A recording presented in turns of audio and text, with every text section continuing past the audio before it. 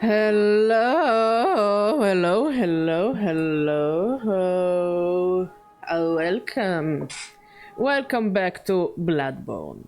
Last time we did some progress. We started covering like the other part of Yharnam and old Yharnam, and then a fucker with a machine gun started shooting us down. So this is hi Philo, and I learned this fucker's name is Jura, so we shall call him Jura Yoptvayumat. As the Russians would. How you doing, buddy? And we're going to play a little game of Angry Birds with him. And by Angry Birds, I mean I'm going to throw him off a tower, like the pig is. Also... I read somewhere that they recommend to bring a hunter's torch with us. Or a blunderbuss, which I don't have. I'm still an anxious mess. But I'll be fine. Pickles... How much does the blunderbuss cost? Because I read that the blunderbuss is also good for this bullshit. More than I have. Oh, good for you, mod.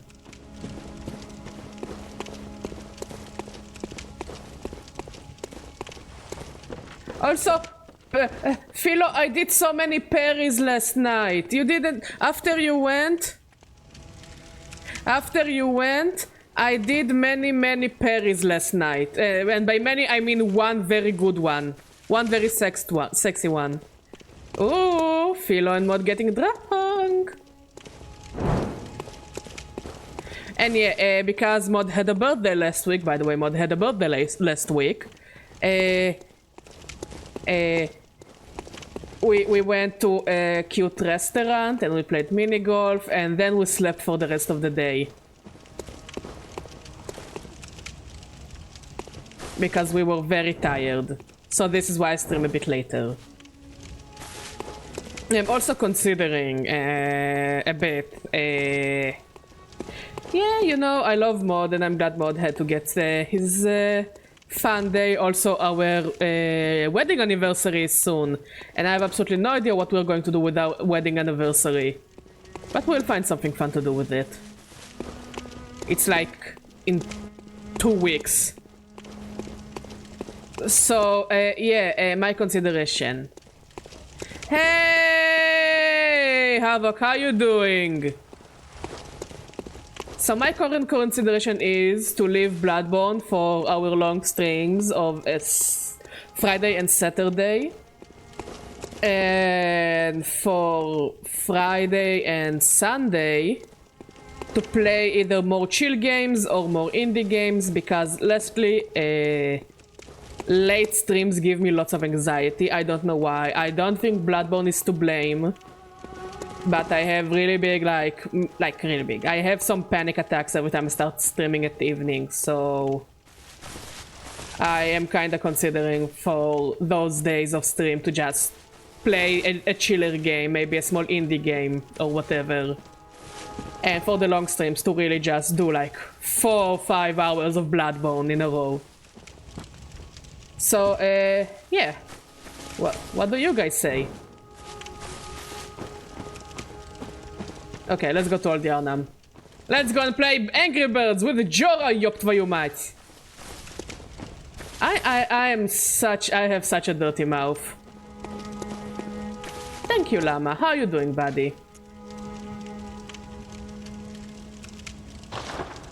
Actually, Bandai released a cute game where you play a corgi for free on Steam, so I thought maybe playing that on Sunday or something. Like, I really need more chill games, less anxiety-inducing, because it also hurts my quality of sleep. You know, it doesn't only hurt the quality of stream, it also hurts the quality of sleep I get. So I just wake up with anxiety, so what did we do with that? Absolutely nothing.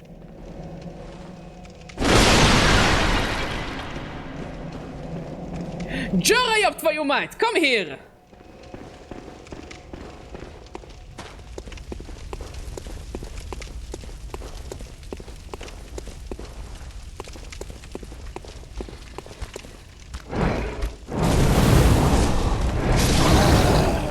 Okay, I also learned fire good, actually.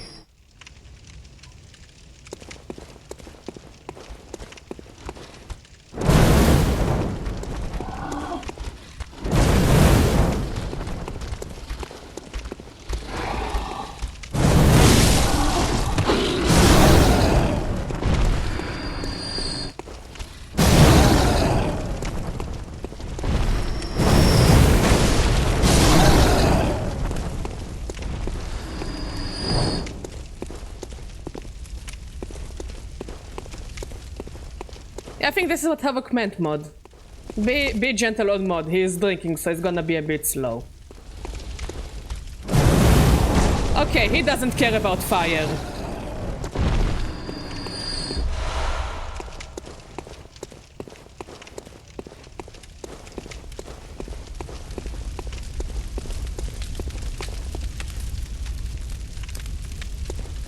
Investment. I got it for free. Investment.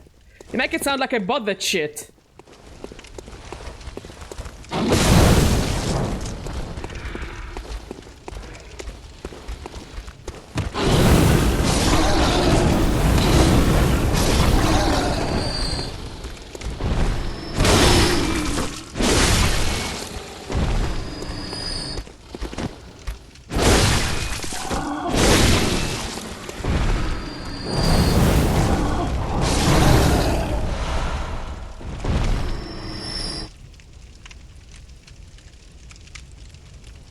Yeah.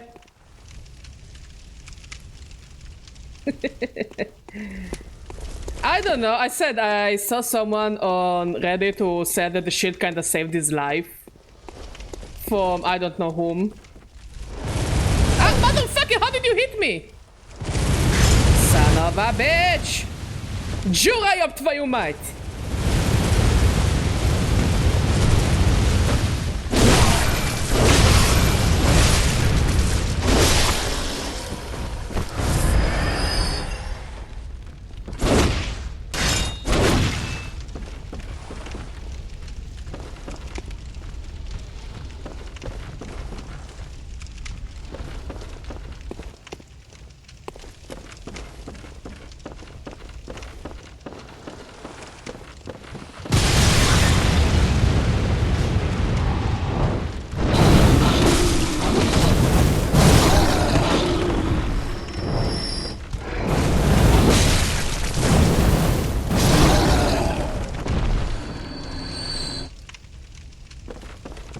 God, I hate Jura so much.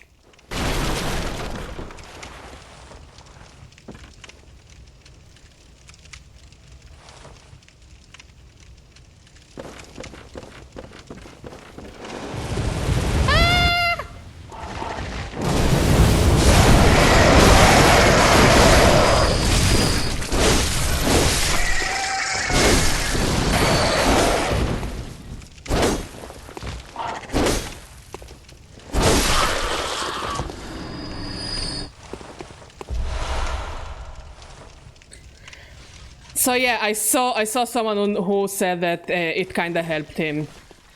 It's called me a very weird good new Doritos flavor. Baja fiery mango. Okay. Sounds interesting.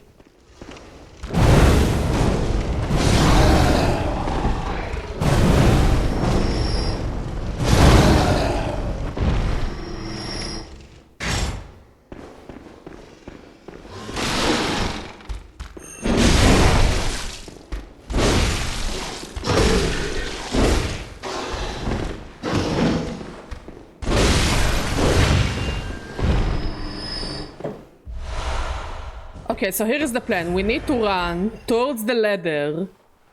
Okay. Oh, sounds interesting. And try to make Jura fall. This is why I call this episode the Angry Birds episode. I don't remember the song of the Angry Birds though.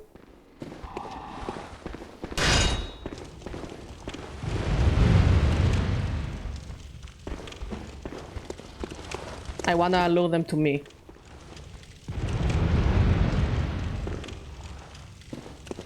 Sephilo, why Jura is such a bitch?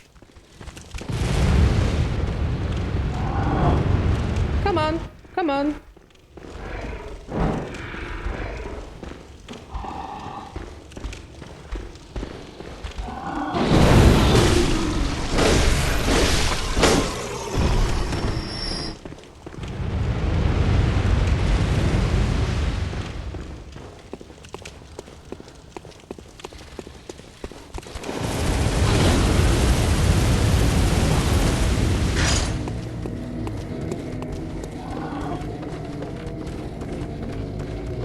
Where am I? I think I took the wrong turn. I think I took the wrong turn. I think I took the wrong turn. I definitely took the wrong turn.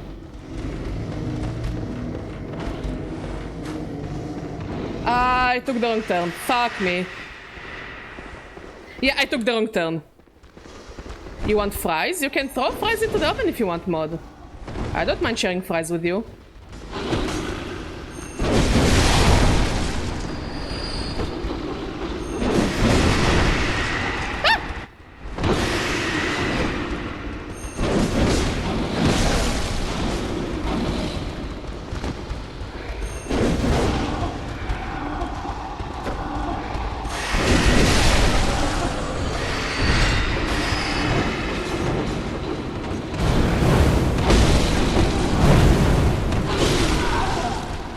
Okay, we took the wrong turn, but this is an interesting place to remember. Breakfast was amazing. But also, I'm feeling good to go with fries. Fries, and when they're ready to put some cheese on it with the pastrami. Instead of bacon bits.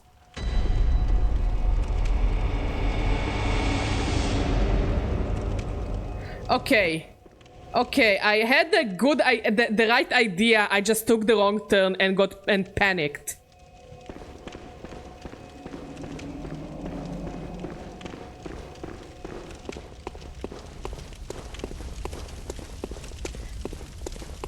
Yes, it's dinner. Fries for dinner.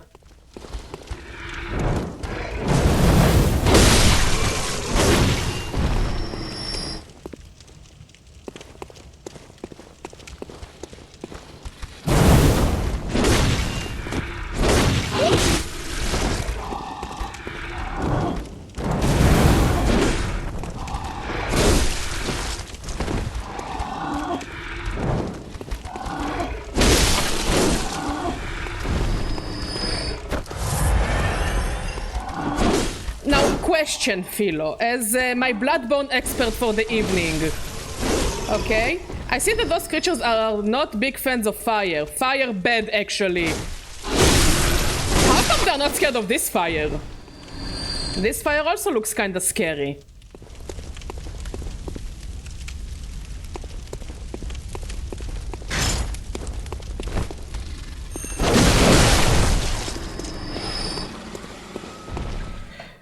Now, that's nothing. Once upon a time, when I was in community college, there was this restaurant that is no longer open. It had fries with chicken bites. And sauce all over them. They were amazing. Still said they shut the restaurant down. Oh, this is such a shame. This is such a shame, buddy. I know the feeling when you find that one good restaurant and then you need to say goodbye. I thought you don't like fire. You don't like fufu. I thought you don't like fufu.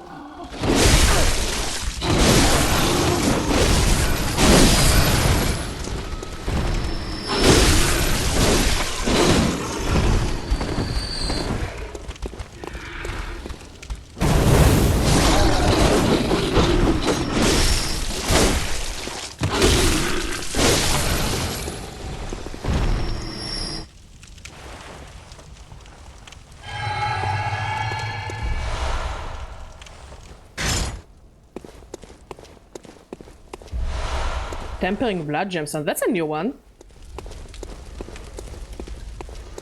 Jura, ёб твою мать! Wake up!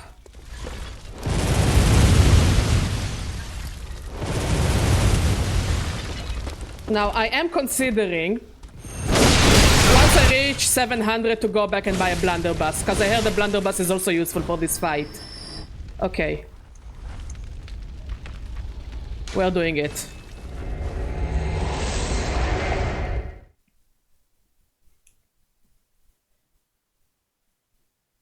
Like, I think worse than restaurant I like closing, which happened. There used to be a vegan restaurant in Tel Aviv called Nanuchka, which it's like, it took a lot of Georgian-inspired dishes. Like, Georgian people didn't really like that restaurant because it wasn't authentically Georgian, which understandable, you know, no blaming on my side. But still it was vegan. It was a vegan restaurant. And while I never tasted the Georgian food, they made the best vegan burgers and fries I've eaten. They've made the best fries I've eaten. They were the perfect balance between crunchy and soft. Like, not like mashed potato soft, but like melts in your mouth soft.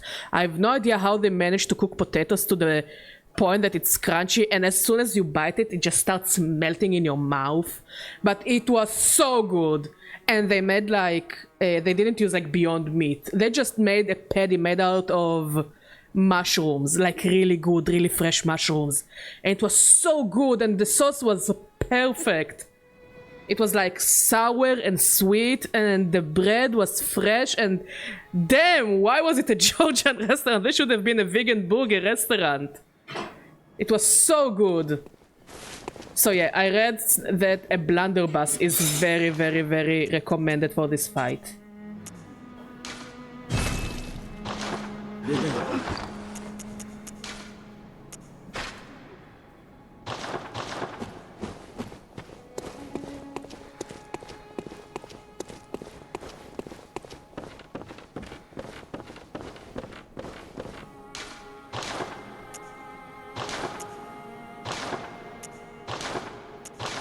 Repair the torch.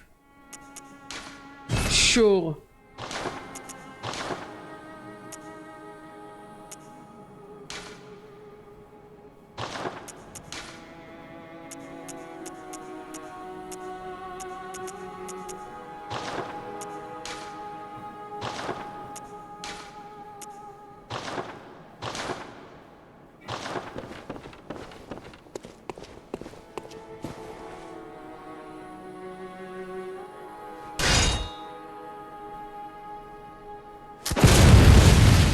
Oh, that was loud. Okay.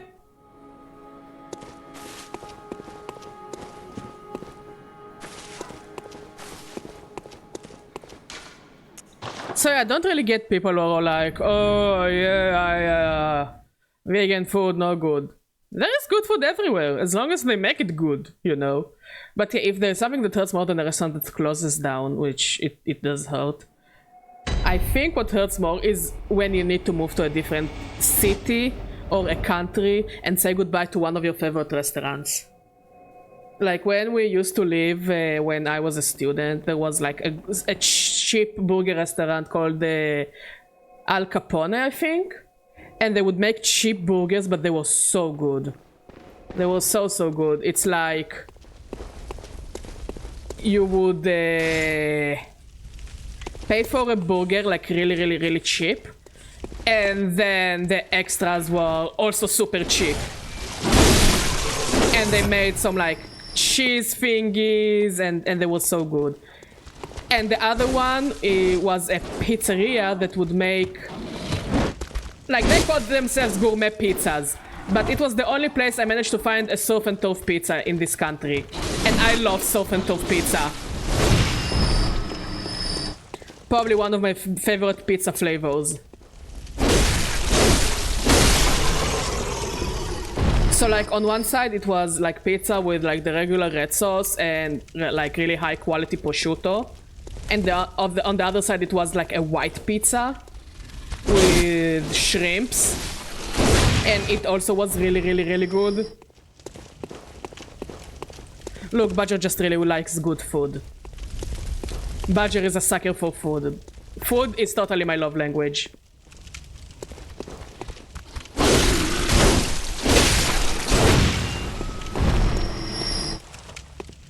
Come on. Come on, who wants to come to Badger?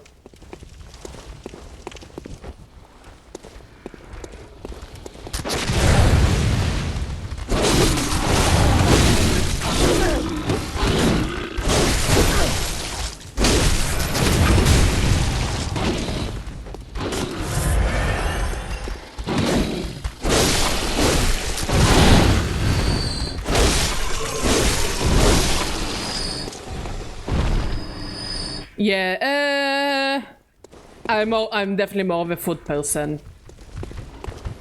Oh shit, fuck! Where is he? Something attacked me, I just don't see it.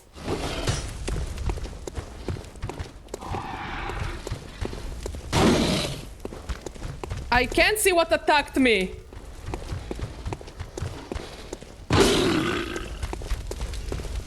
I can hear it. Oh, there you are. Fucker actually scared me. Jorah!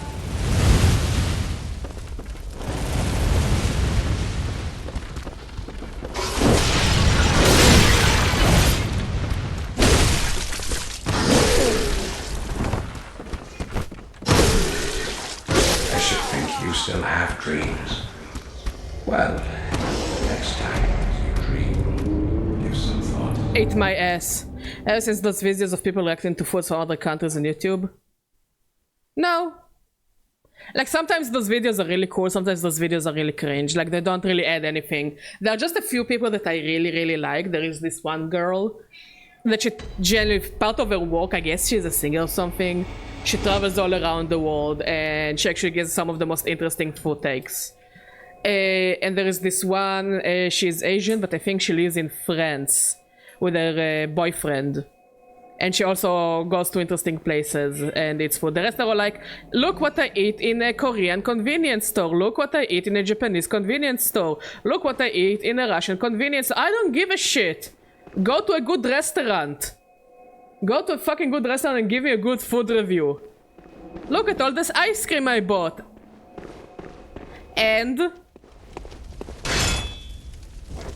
like, good for you. I also love ice cream, but at least, like, make something interesting out of it. Some of them also eat very creepily. Like, I can't explain it, but the way they eat just is very unsettling to me.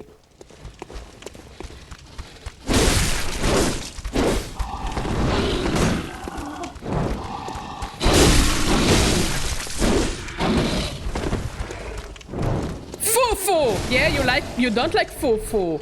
Yeah, fufu scary. Fufu very scary.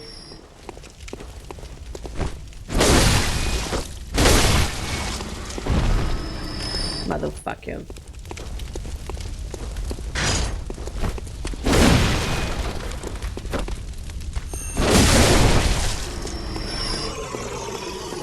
Merci. Like, sometimes I get some really good recommendations for places, especially in my country, and like really interesting things to try and make, you know.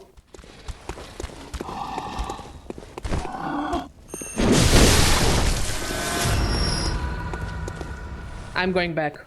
I'm going back. I'm going back. I'm going back. I got so much money. I'm going back.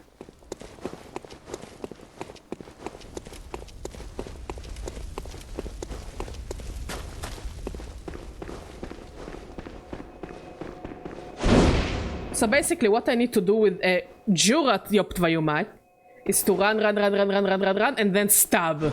And then it should like fall off the building. If anyone wants to have a fun idea for a Badger edit, just try to clip it if I manage to do it successfully and put like a Wilhelm scream over it. It will be hilarious, for me mostly. Other people will think it's tacky, I think it will be funny as fuck. I have money. I need to spend my money on shit. Not on you, apparently. Farewell, good hunter. May you find Shh. I'm busy. I love you, but I'm busy.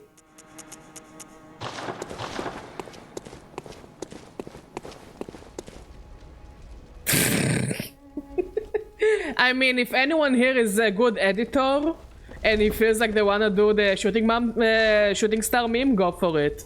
You have my blessing. Should I? Or is it silly? Fuck it.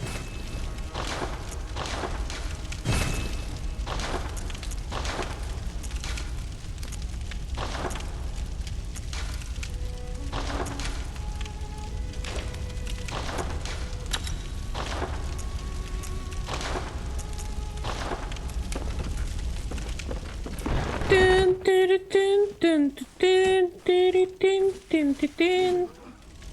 Just do Jura flying in the background. You mean that Wild Sparkle and Mordecai meme? Wait, what? No! Wrong meme! Wrong meme! Abort! Abort!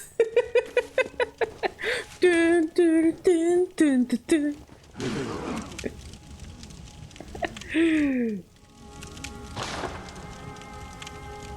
Now I kinda wanna see a shooting star meme, but with Angry Birds.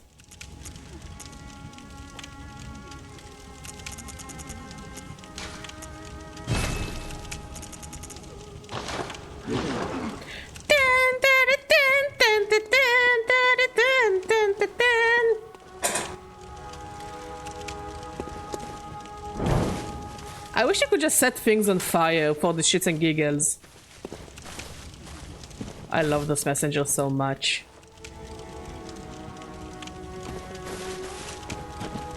I know it's a weird question, because again, I'm the least serious person playing probably one of the most serious games out there. Are there any Bloodborne related plushies? Specifically of the messenger, or maybe even the cleric beast? Because not gonna lie, the cleric beast is kinda fine. Don't question it. Thank you, Mod. Like, don't question it, but I do think that the cleric beast is kinda fine. It's the same reason I think Leshy from The Witcher 3 is kinda fine. It makes no sense, but mysterious creature from the forest with a deer head, deer skeleton, and completely naked, I don't know, something there is so cool. But I might be just a very silly and perverted Billy.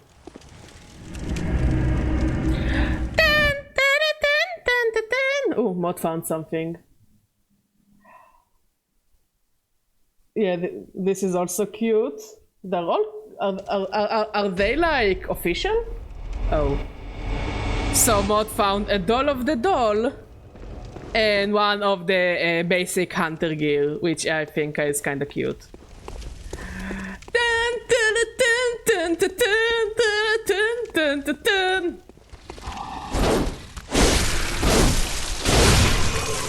Fufu! Yeah, Badger has fufu!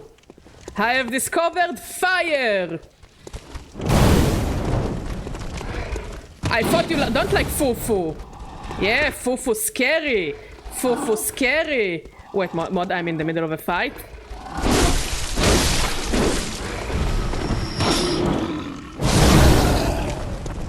Yes. I love it! It's so ugly, I love it! Mod managed to find the messenger.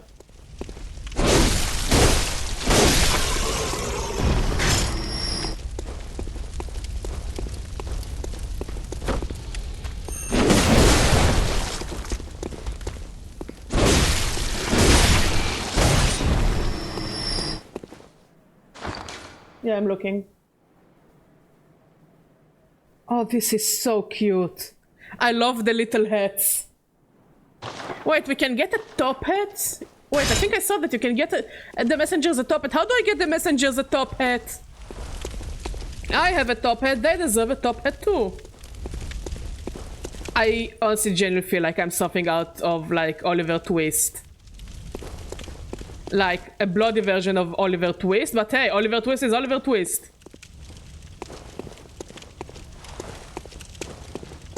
Wait. Come on.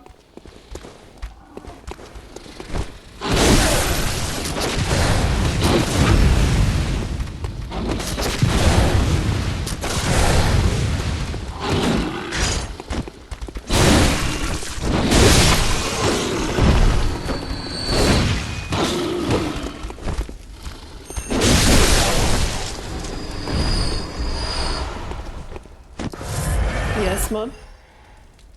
I hate those codes so much. It's adorable, but I hate those codes so much.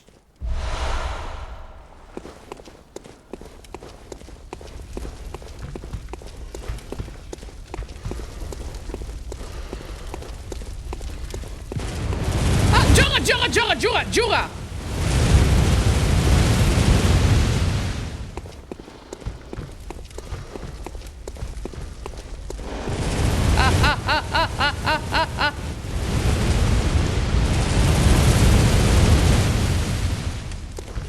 There's also a fucker who wants to attack me and I can't see him. Ah! Jura Jane feels like the guy in like all the American movies about Vietnam that they're like sitting in a helicopter just mowing down villagers, which is horrible. Don't get me wrong, very horrible, very horrifying. But also, fuck Jura. We hate Jura.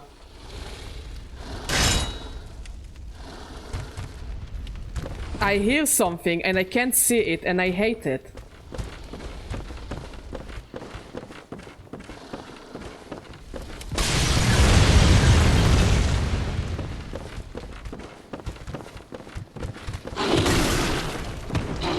Come on, Fufu!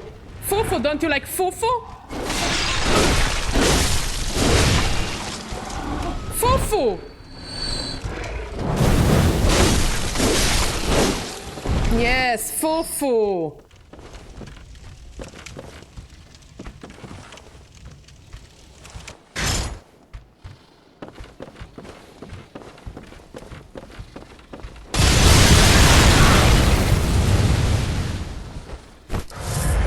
I feel like something is just sitting at the back of my neck. Ah! Oh!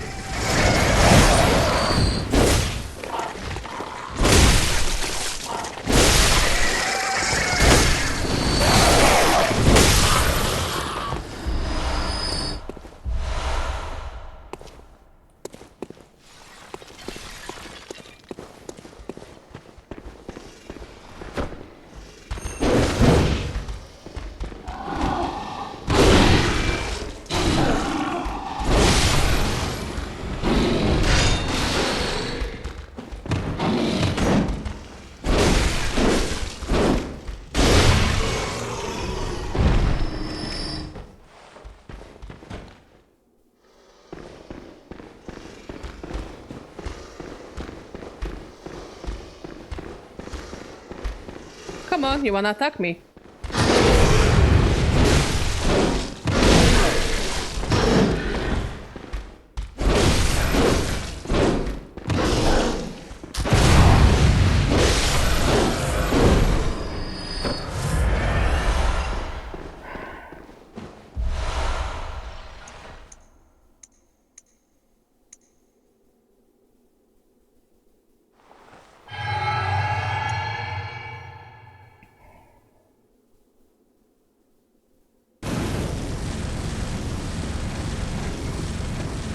Fufu! Fufu!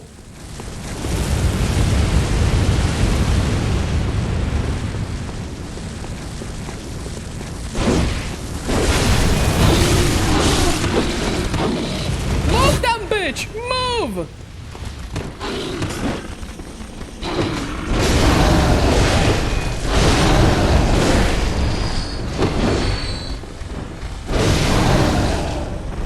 Yeah, Fufu!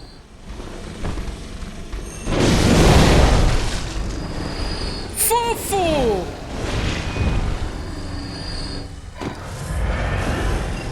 Okay, where the fuck is Jura? Jura is supposed to be there. How do I get there? Ah, shit! Fuck, fuck, fuck!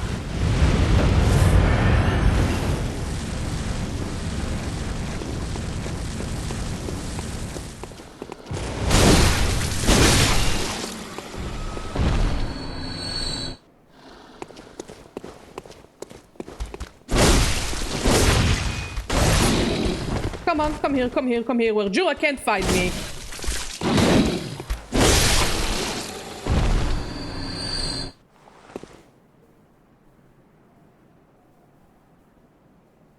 I think he's above me somewhere. How do I elegantly get there?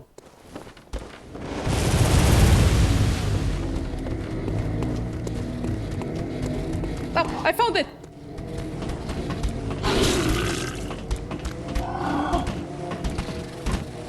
Found it, found it, found it. Now we just need to...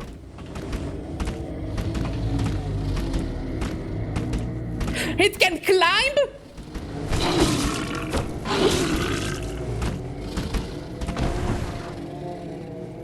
The fucker can climb, or I'll show this fucker climbing.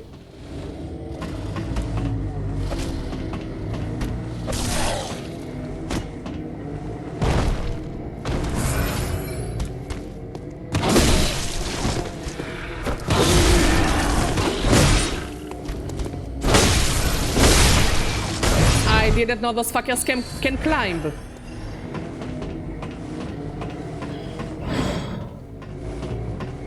Okay, now Badger needs to think, because this fucker is a quick fucker.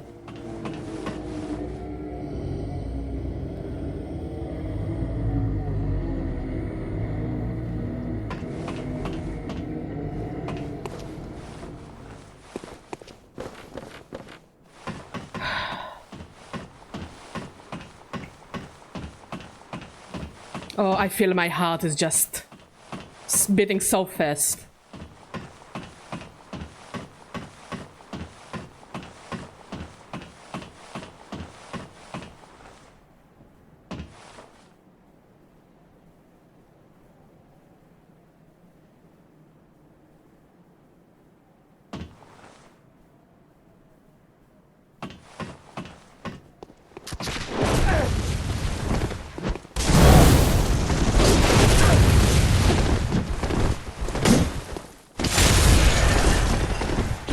I should think you still have dreams. Well, the next time you dream, give some thought. What can you turn the air conditioning, please? Okay, we managed to reach him. We managed reaching this fucker.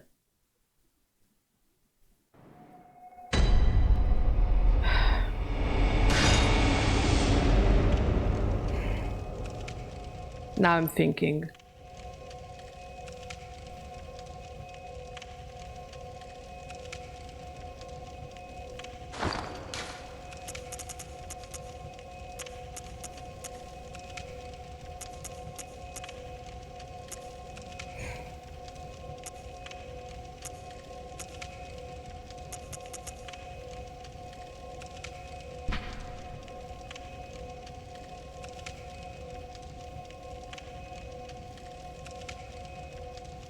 What do I put this weapon on?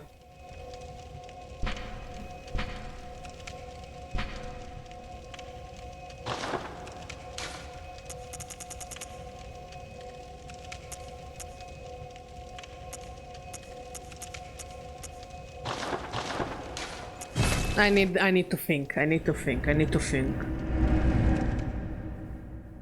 Basically, as soon as I get up, he's gonna try to shoot me. So I think I'm gonna try to get up, get down the ladder, and maybe then I'll be able to fool the fucker.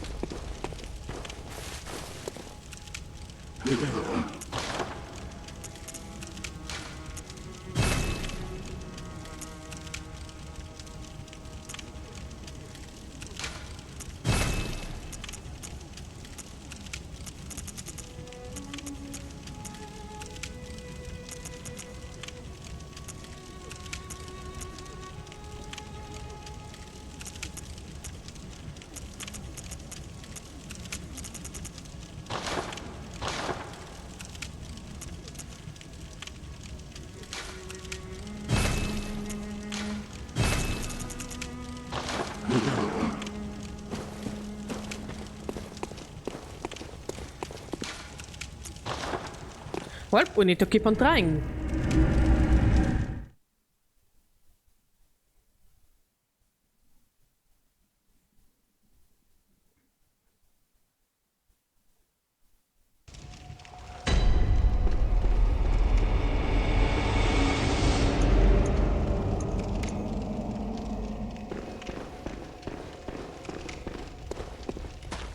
Whether I like it or not, I need to keep trying.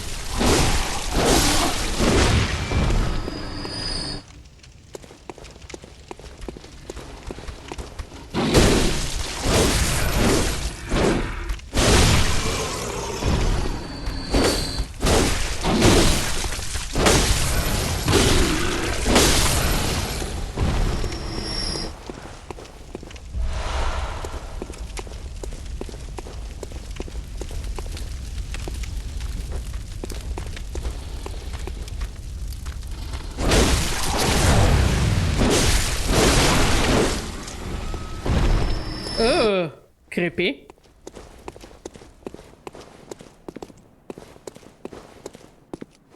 Honestly, I totally relate to it. Why the fuck am I doing what I'm doing? Good question, ma'am. Sir, ma'am.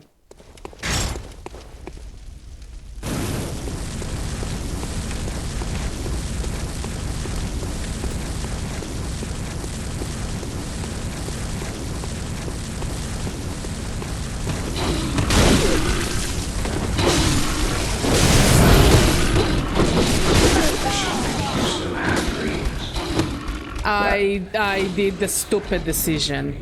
Give some thought. Badger did the stupid decision.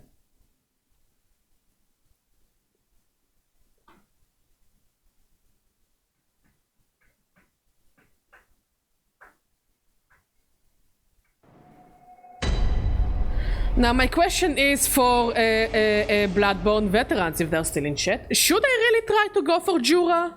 Or should I just continue to that weird alleyway I found? And then go to Jura when I less suck?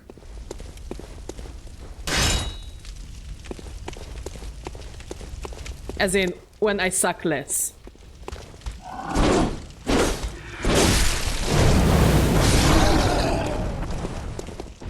Foo-foo!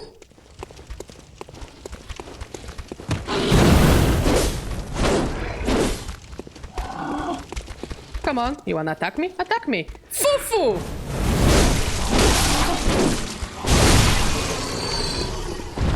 Foo-foo!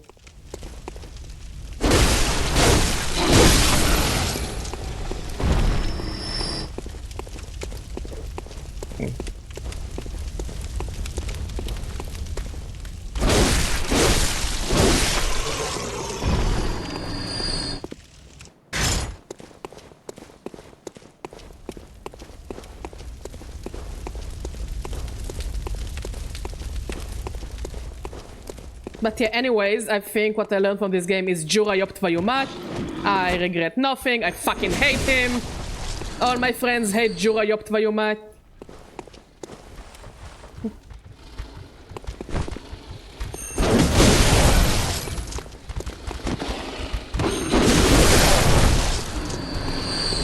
Come on.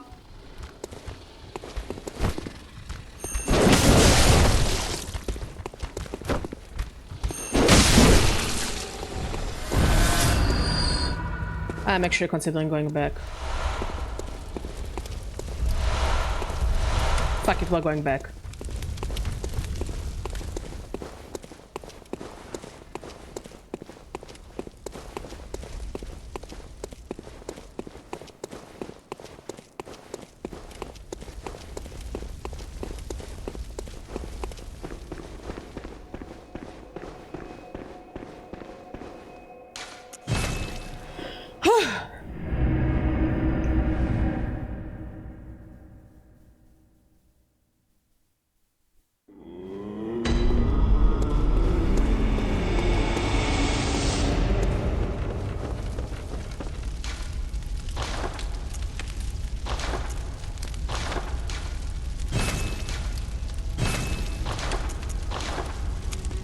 I don't think I have anything new.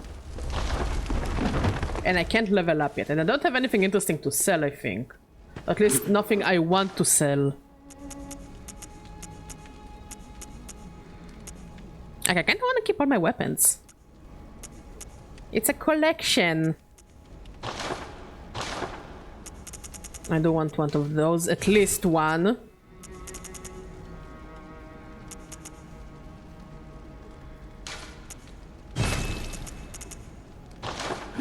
Hopefully I didn't make a stupid financial decision.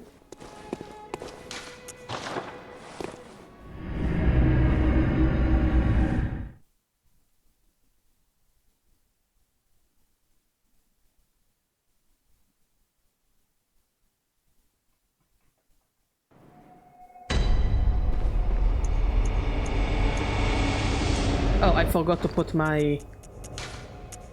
Do I have anything else I want to put there? No.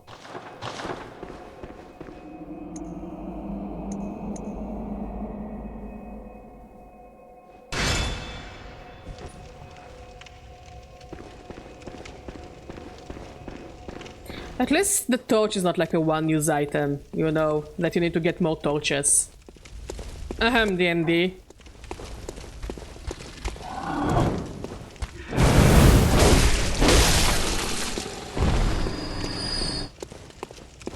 Oh, thank you. Foo-foo! Come on. Yeah, I know you wanna fight me. I have a foo-foo. Foo-foo. Come on. Foo-foo.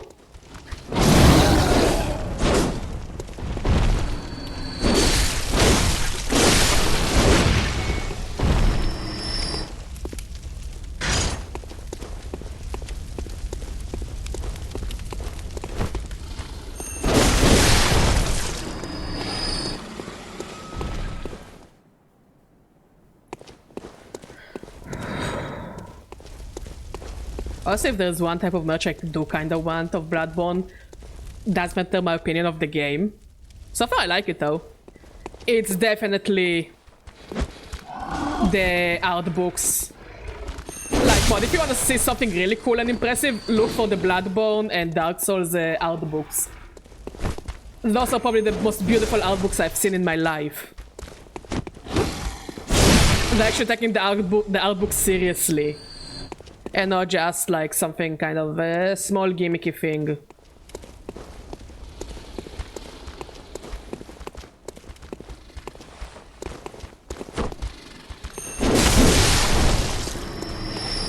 Come on! Come on! Come on!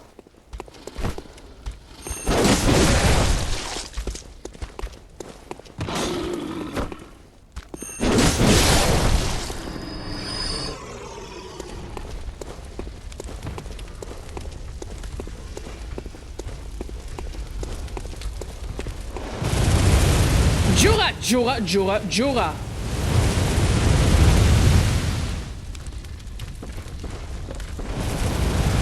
Oh shit, there's a person here. Sorry, excuse me.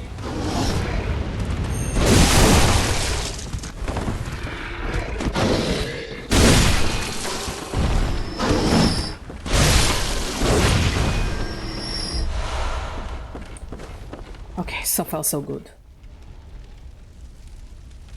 Hey Chocomuku, how you doing? Welcome to me dying a lot to a guy named Jura. Imagine dying to a fella named Jura.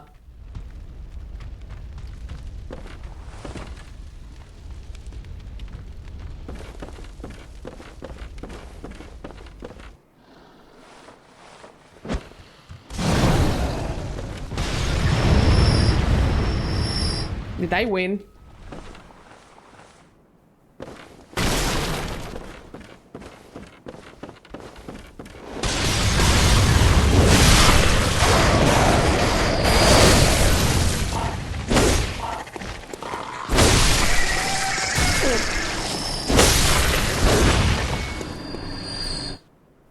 Ooh, I'm glad to hear. What are you playing right now?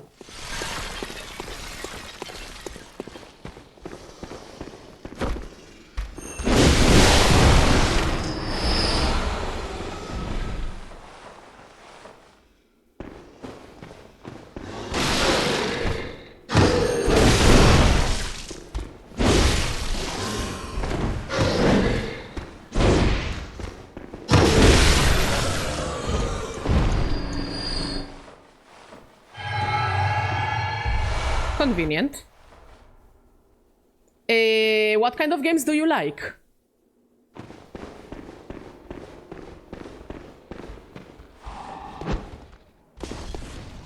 I need them to come to me. Ah shit, fuck, I forgot about this fucking fucker's range!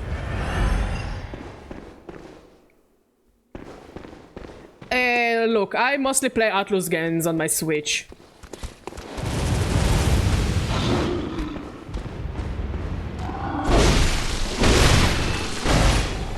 So like, if you want a social sim, I would say play any Persona game. If you want... Hey Mike! How you doing, buddy? Welcome to the stream. If you want like a serious strategy game, you can play a Unicorn Strategy. or Unicorn Union, I don't know how they call the game in the end. It like really depends on what you're in the mood for. I mean, there are the Marios and the Kirbys, you know. And if you wanna try something a bit different, I say go for Monster Hunter Rise. It has a very... like, the online scene is still alive, so, you know... like, I don't really play rhythm games or collection of mini games. Also, Little Kitty Big City is coming to the Switch, I think, during this month. Like, those are the kinds of games I recommend.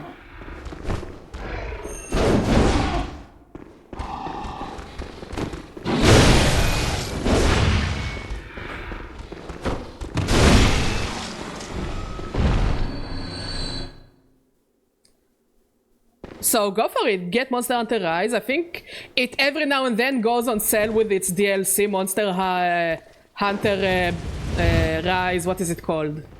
Sundown? Sunbreak?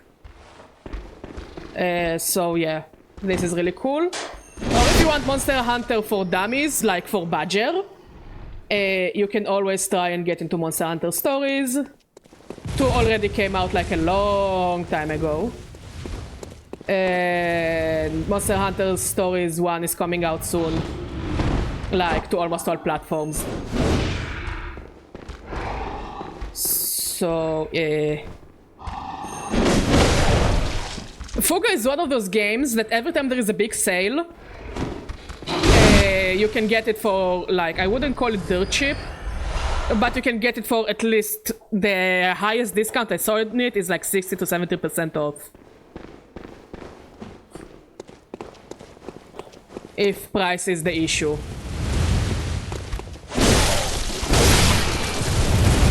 I hate you, Jura! Again, imagine dying to a guy named Jura.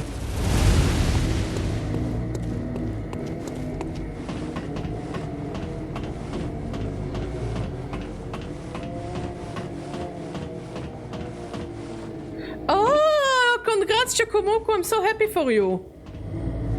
Devil May Cry. So you like beat-em-ups? Mod, do we know any beat-em-ups for the Nintendo Switch?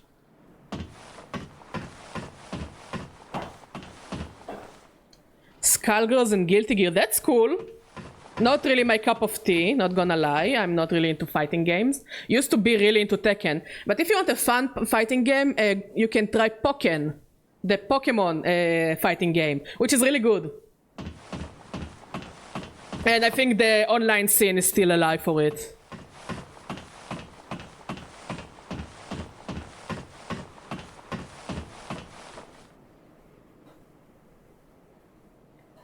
Look, I'm gonna put my controller down for a second and be very serious with you guys. This man is old.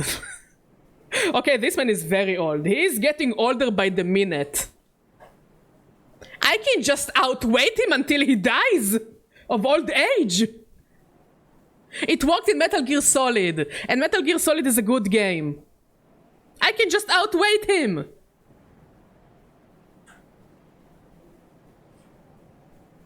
So go for it. I think it is... Now there is a summer sale on the Switch. So there are like many like first-party games for like really big discounts, like to the point that some Mario games and Pokemon games were like 20 to 30 bucks. So see, maybe Pokken is on sale or something. I can see my head for sure.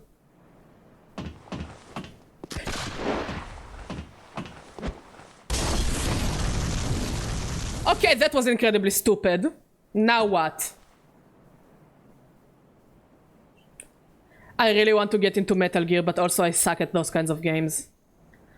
Look how I'm playing Bloodborne. I am the biggest coward on Earth. And this is one of the most aggressive games on Earth. Do I look aggressive to you right now? The Metal Gear community? I don't know. Last time I checked, the community was okay. Like, I wouldn't call it super wholesome. But they're not bad, necessarily. He's gonna shoot me, isn't he?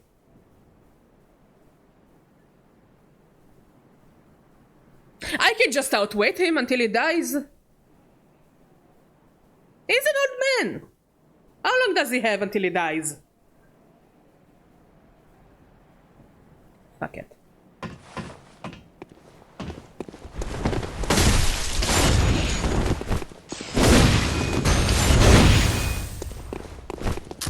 Motherfucker, son of a bitch! I piss on your grave!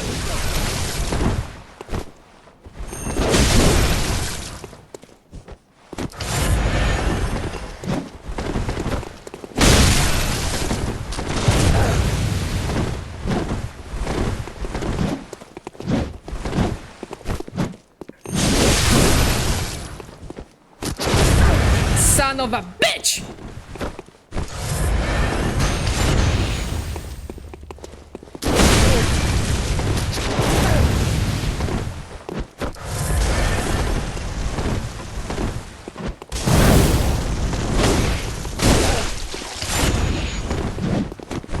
Mod admit, this is probably my coolest fight so far.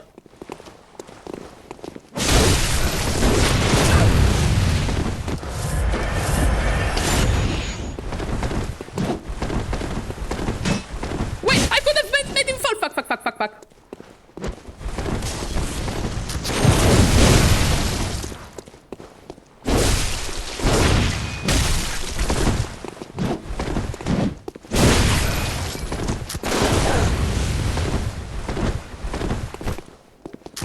I should think you still have Shit! I put spicy paprika and garlic powder on the fries as well. Sounds good. dream. Give some thought. Good question, Chocomuco. No idea. Can I have some water with ice, please? I got so close, though. Oh, it was probably my coolest fight so far. I'm actually feeling better now. But also, I don't have any medicine. I don't have any money. I have nothing to sell. I kinda regret getting the Kirk hammer. But I'm not gonna sell the Kirk hammer. I just need to practice on this move. See? I need to practice on this move. To run and hopefully push him off the ledge. Thank you, love.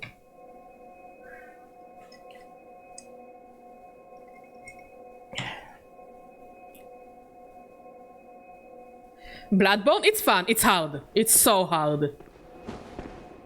Like, the point of this game is pretty much learn from your mistakes, get good, bitches. Yeah, I think this is pretty much summarizes the game. But amazingly, compared to other games that are like get goody kind of games, the community of FromSoftware games is probably the sweetest community I've met ever. Like, from the random people that don't even follow me, that just come in to help me and give me tips and tricks. As it's my first FromSoftware game ever. Oh, hello. To the subreddit that gives so many useful tips and they're so nice and kind to one another.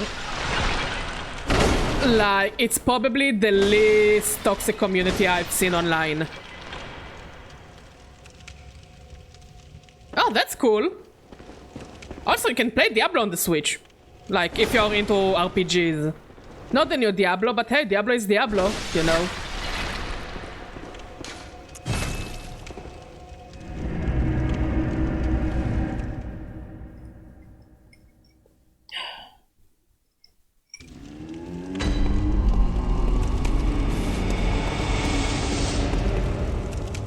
Also, Chocomoku, look at her.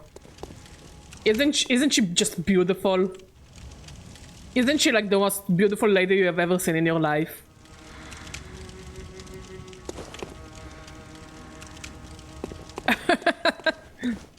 I haven't heard about Mirror's Edge in years.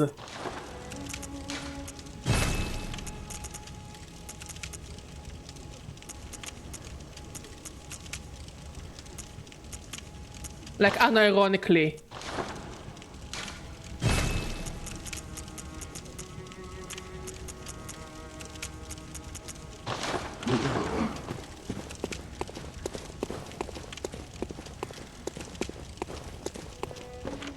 I also heard that they made a sequel that nobody liked. Because it made absolutely no sense to the world of Mirror's Edge.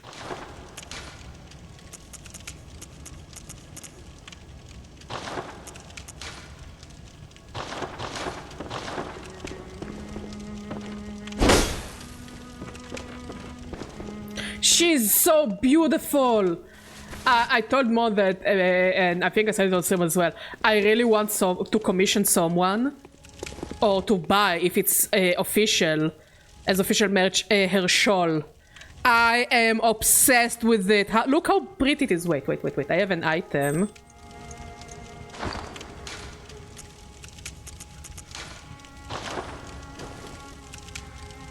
Look how pretty her shawl is. Look at this and the details. Oh god, it's so beautiful. I want it. I want it so bad. But yeah, she's overall a very beautiful doll.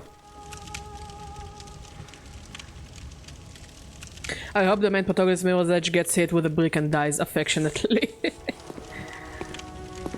Look, from what I know, the second game was kind of a miss. And that's pretty much what I know about Mirror's Edge 2. Mirror's Edge 1 was good, but the gunplay was kinda shit from what I remember. But it was very unique for the time, you know? I mean, it came in a time that everybody was like trying to make the next parkour game. Like when Lara Croft came out, or when pretty much Hunger Games came out. Everybody wanted to be the next game with the... Oh, it looks so good. With the good bow and arrow mechanics. Oh mod, it smells so good. Ah, can I have a fork please? It's so hot. And it smells so good. I think today we're just partying day to night, huh? Happy birthday, my love. Yum, yum, yum. So yeah, we need to practice that one move to be able to kick Jura off the roof. Oh god, so good. Okay, let's try.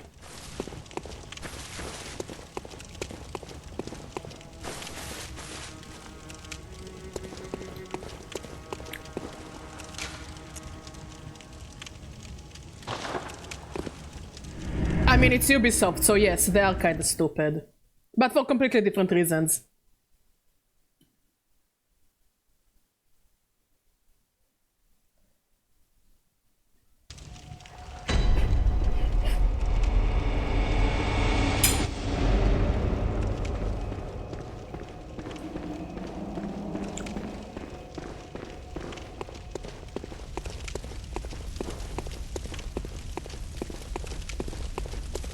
I'm glad that we all agree that Ubisoft is very stupid company.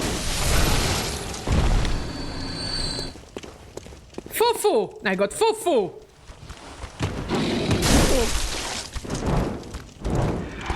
Fufu! Fufu bed!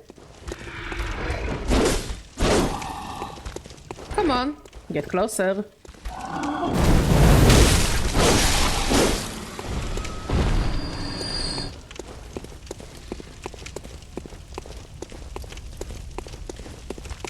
Ah, fuck it.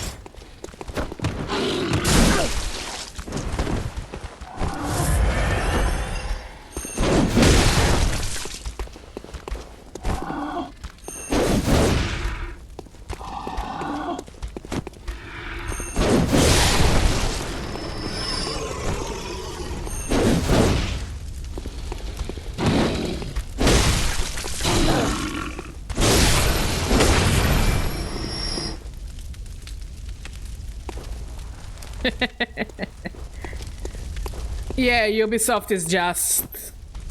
I can't explain, but first of all, I haven't seen a good Ubisoft game in years. I mean, you can enlighten me, but I haven't seen a good Ubisoft game in years. And secondly, you know, all of the essay allegations that are just so out of control. to the point that, you know, people that are kind of questionable started to quit, and you're like, did they quit because of these allegations? Did they quit because they're tired of Ubisoft, or did they quit because they're very sus? You know, and they're gonna be alleged next. I actually got every No More Heroes games on Steam except TSA. Oh, that's cool. Ah.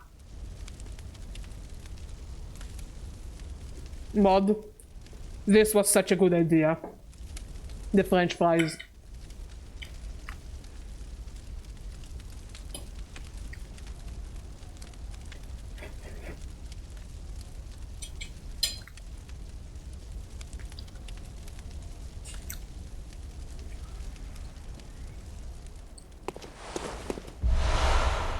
Who is Sideburns? Like, who is this company? What did they make besides Assassin's Creed Syndicate?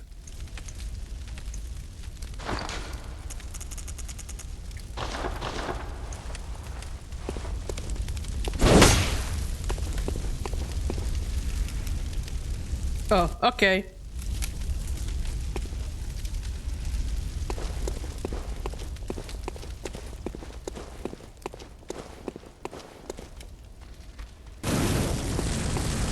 Foo-foo!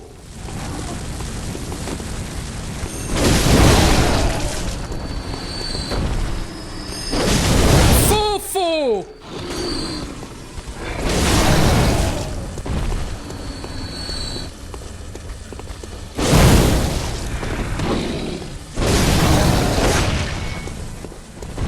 Okay, Jura is gonna start shooting soon, so we need to start running.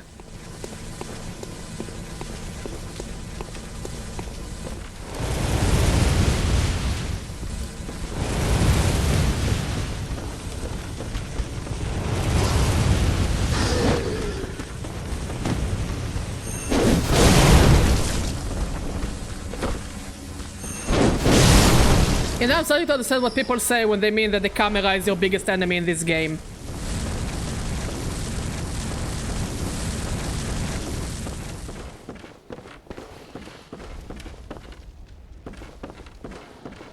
Jura! God bless. No, no, no, no, no, no!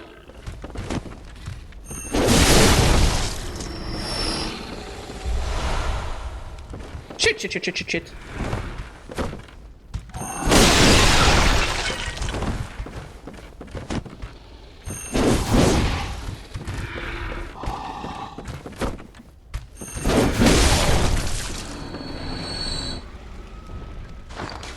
More French fries for Badger. It doesn't really pause the game, huh? Oh. Oh. Oh, that's so good.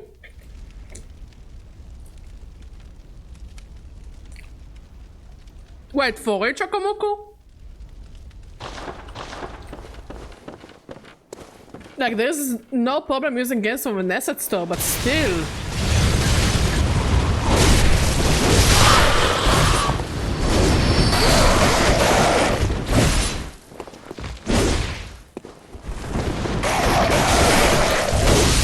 The camera is definitely not being an ally today. Oh, but those French fries are... Wow! Wow. Wow. Wow.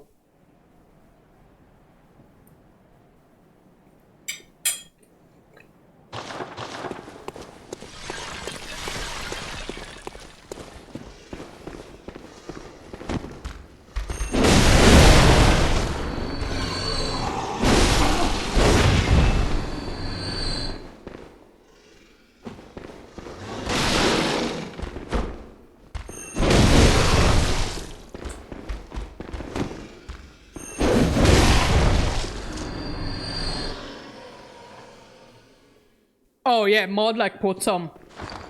Okay, those are French fries.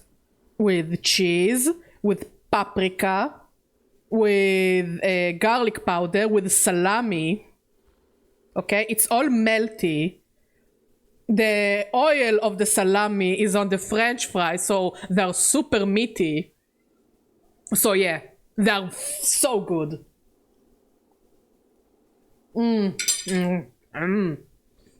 god, yes.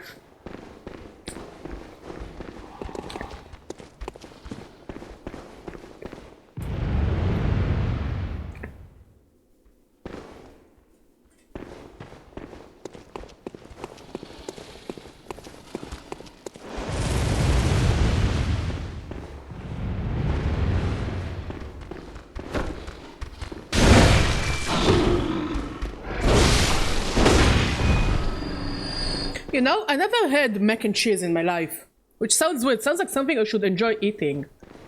But I'm too lazy to make, and I always wanted to try American-style mac and cheese. Are they coming? Are you coming?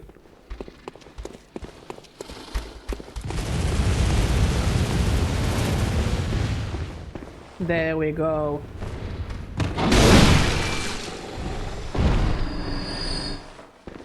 Are the rest coming? Come.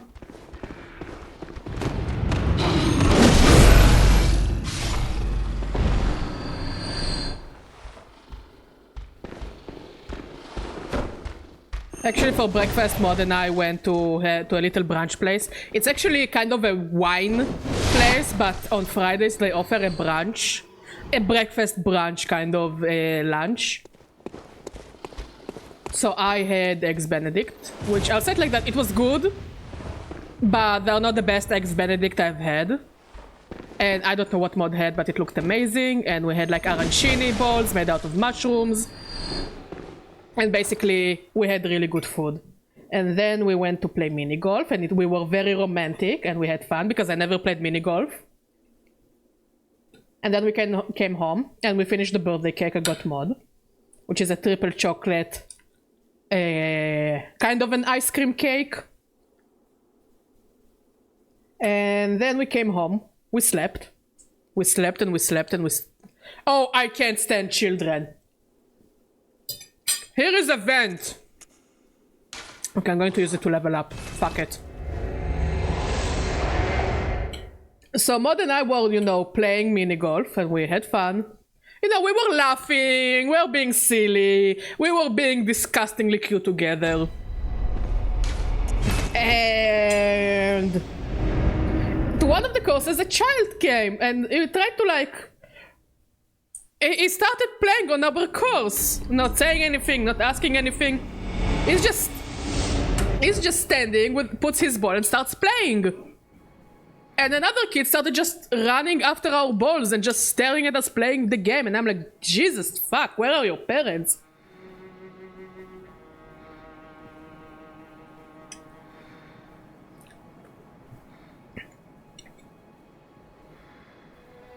Like, kid, at least ask if you can use the course we're using. You know?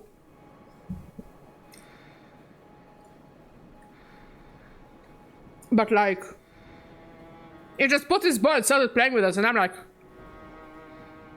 playing with us. He wouldn't let us play. He just occupied the golf course. And they had like 18 courses. There was another one that was used by a large group of people. But the rest were empty.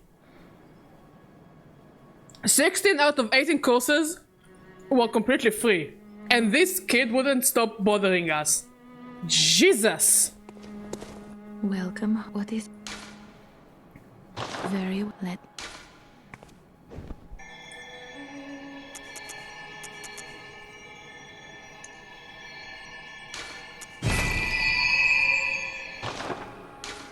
Farewell, good hunt.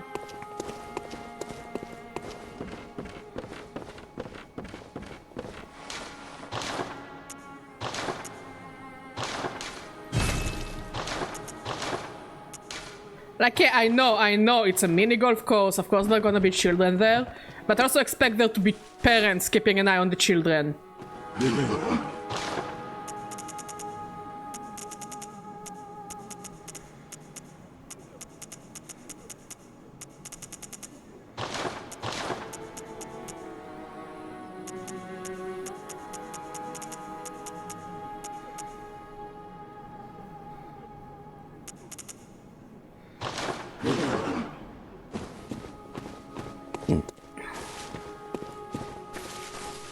Ah, fuck it.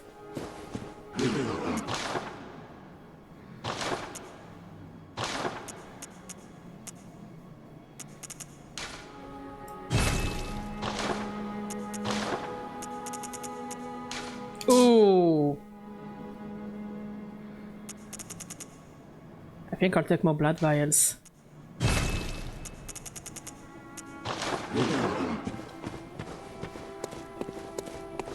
Sorry, this kid was very, very annoying.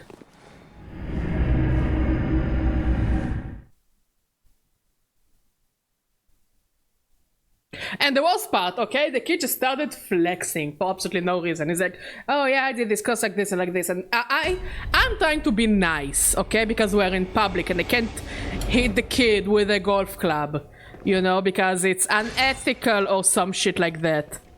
It's wrong. And okay, fine, legit, I'm not gonna punt the kid. However, there is a limit to how much I can pay with this kid.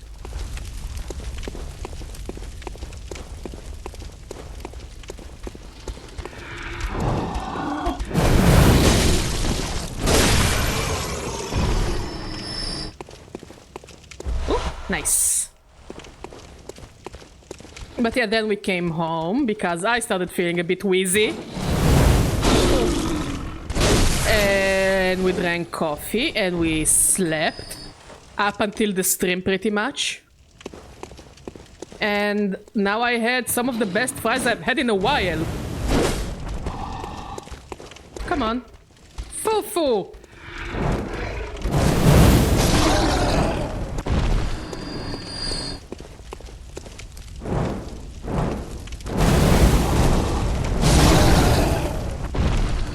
Fufu!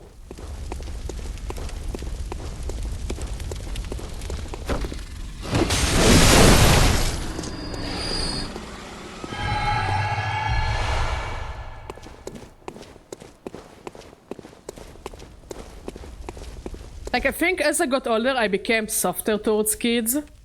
But I still... Damn, kids are exhausting.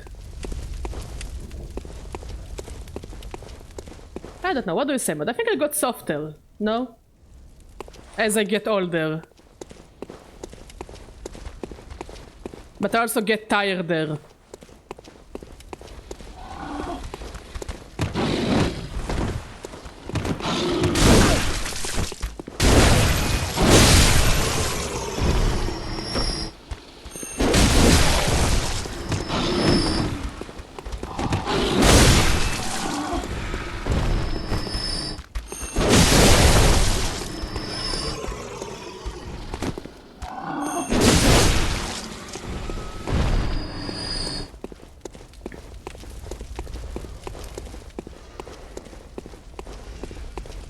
Jora, you awake? Oh, you can see the enemies there. Interesting.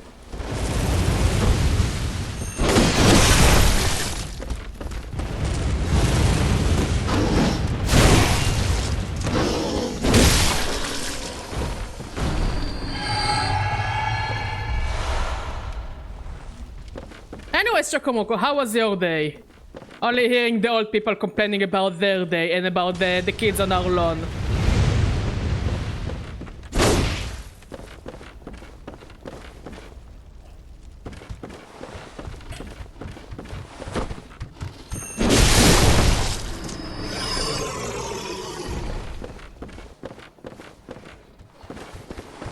And by kids on our lawn, I mean kids at the mini golf course.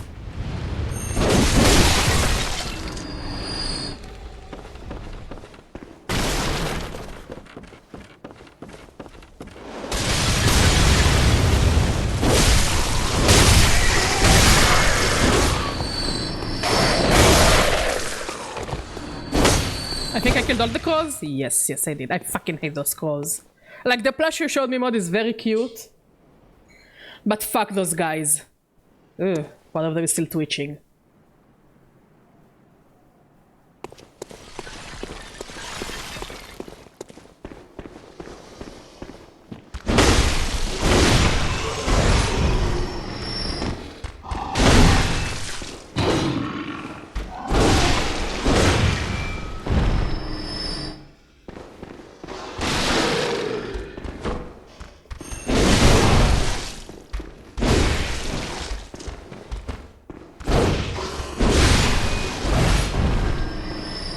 bonk.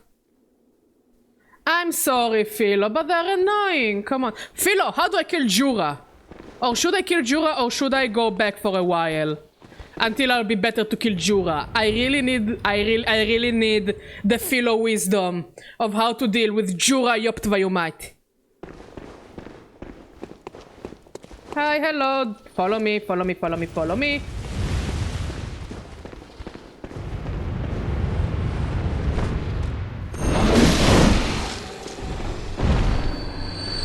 Oh. Danke.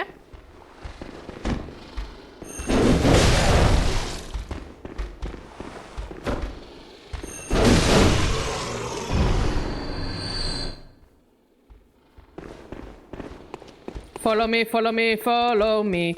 Follow me, follow me, ow!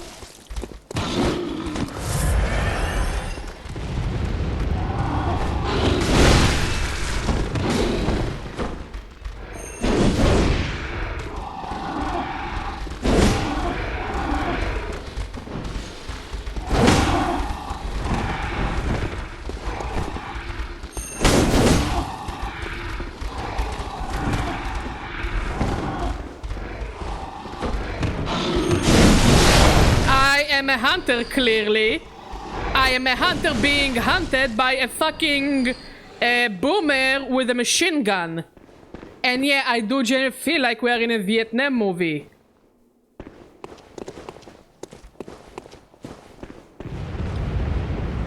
So, I heard that you can kinda befriend Jura. But it seems like it's not worth it because it's like, oh yeah, I'm your friend unless you kill the beasties. But the beasties are trying to kill me. So I get absolutely nothing from this relationship. Also, I learned those fuckers can climb. This is what I really like about Bloodborne. Every run you learn something new. For example, you learn that some fuckers can climb. Fuck the climbers. Also, fuck the camera.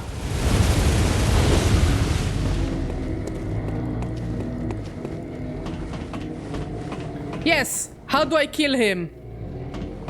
How do I get rid of him? I heard that you can kinda cheese him and use the hunter axe to poke him off the building.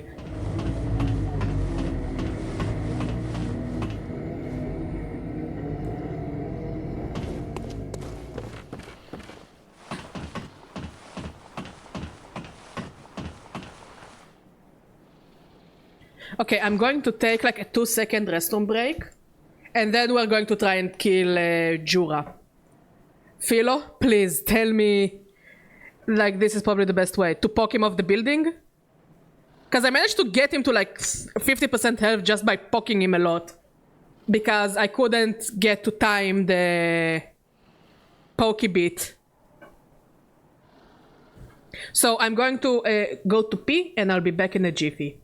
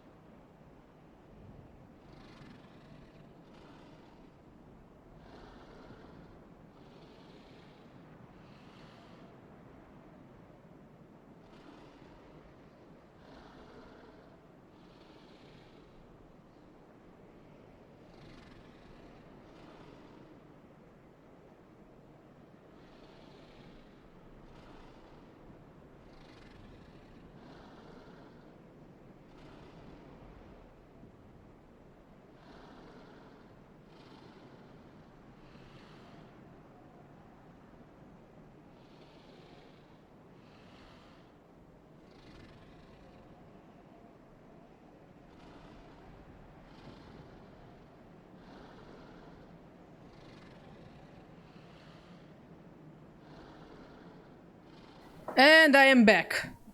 So let's see, you can beat him normally, it's not that bad, but poking him off the building is easier. Yeah, this is what I had in mind. I read everywhere that everybody's like, yeah, just poke him with the Hunter X until he falls off the building. I just need to time it. And I'm still learning how to time it. I'm surprised I got this far without being able to time moves. Also, I really like my hat.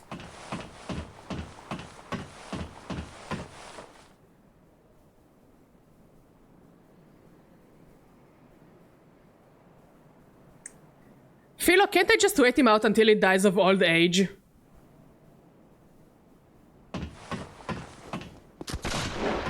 No, no, no, no!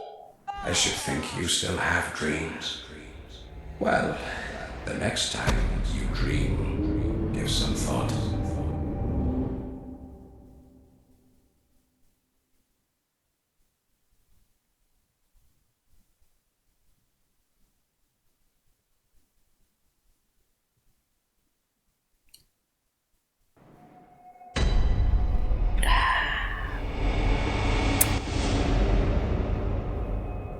Somebody write down, humans can't fly.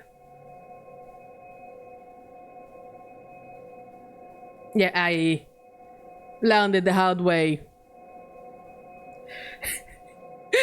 Humans not good flyers. Kinda suck at flying.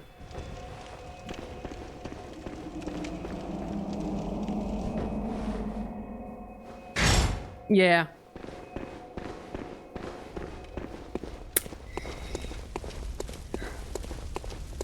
But look, we're getting better. We're actually managing to reach the tower.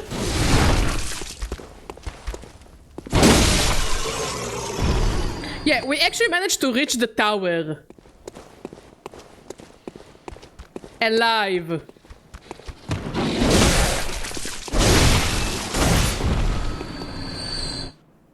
So, we got that.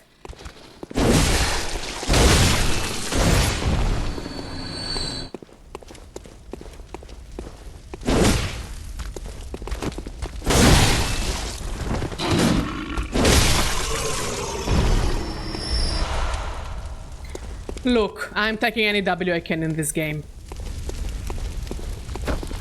Like, this game doesn't give you free Ws. That's another thing I learned. The game doesn't give you free Ws. No, fuck, no, that was a misclick.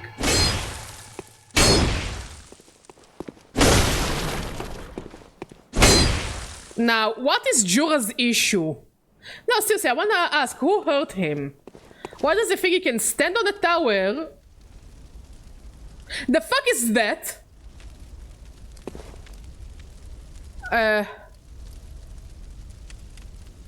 What the fuck is that? Why is there a sculpture flying in the sky? Philo, explain this to me, please. Was it always there?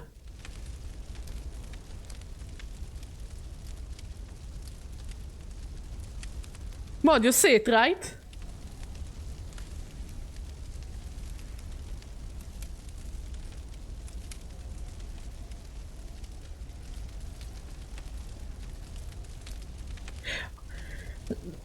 Okay. Yeah, I am not going to ask any more questions. Is it like...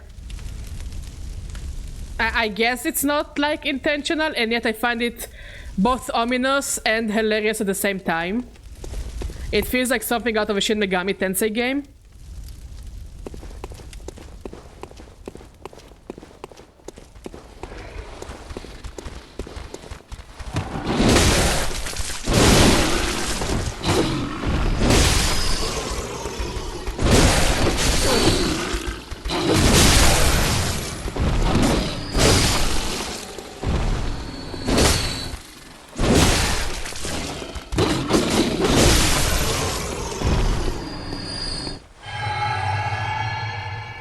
I think just the version of the game I got is broken or something.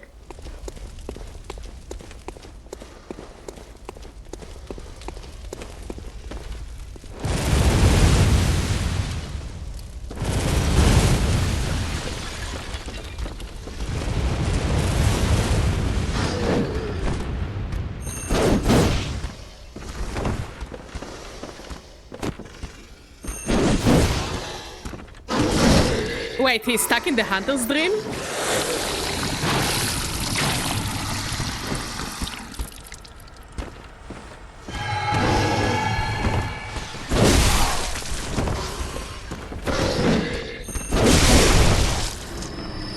Oh.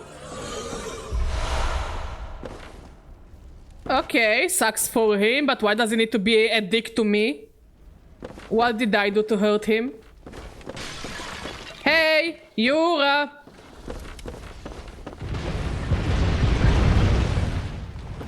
I can't believe I'm being bullied by a guy named Yura. Because all the Yuras I've known in real life were all kind of dicks and also very useless people in life.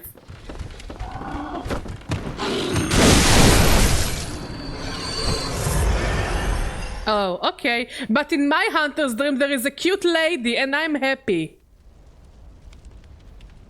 A bunch of unused assets. It still feels a bit ominous to me. Why? God, this game is... All the silly stuff and the jank makes this game scarier, I must say.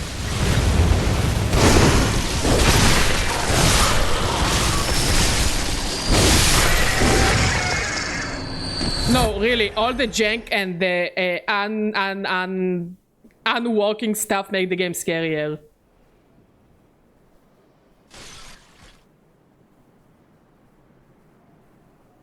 Like, look, it's still there!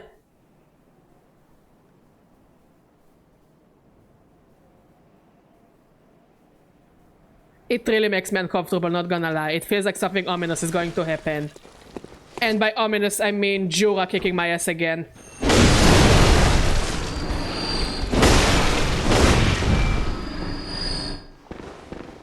The happy dream?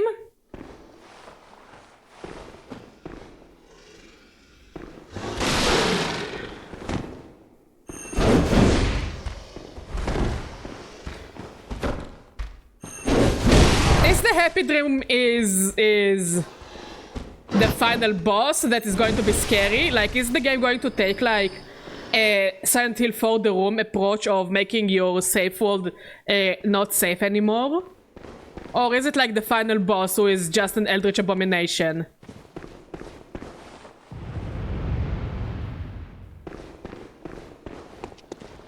Or is it both? Okay. I don't know, I like my hunter's dream. There are messengers and a pretty lady, and sometimes a weird old man, but it makes me happy.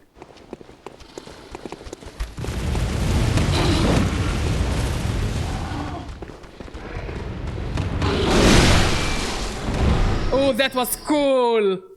Oh, that was so cool.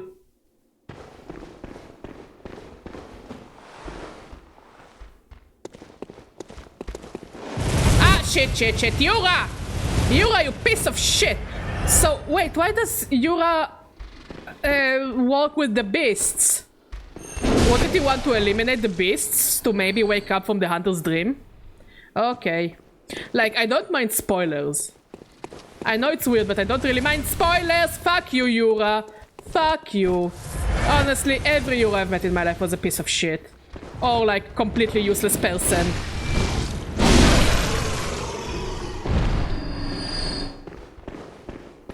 So I'm not gonna let this Yura beat the shit out of me. Sorry if your name is Yura, by the way.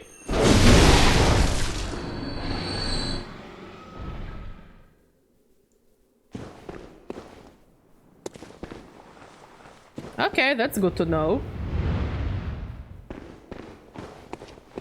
I hope I don't need to kill the doll. I learned the hard way that this fucker can climb stairs! Like some kind of Jurassic Park bullshit.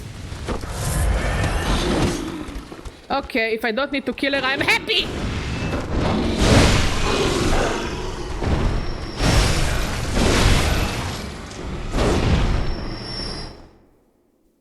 So, you mean I can kill her? Why would I want to kill her? You're a piece of shit!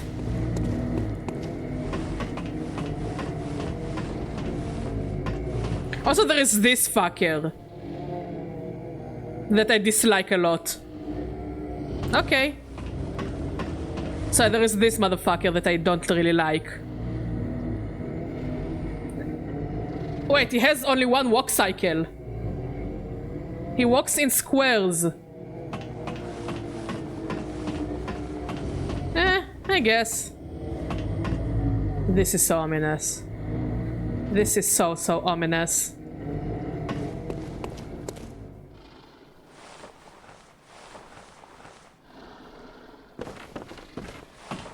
Okay, Badger, don't be an idiot. Don't fall off the fucking tower. Wait, there is another strategy I read that you can just shoot him with the blunderbuss. Just get up and down. So I think I'm gonna try this strategy. The blunderbuss strategy.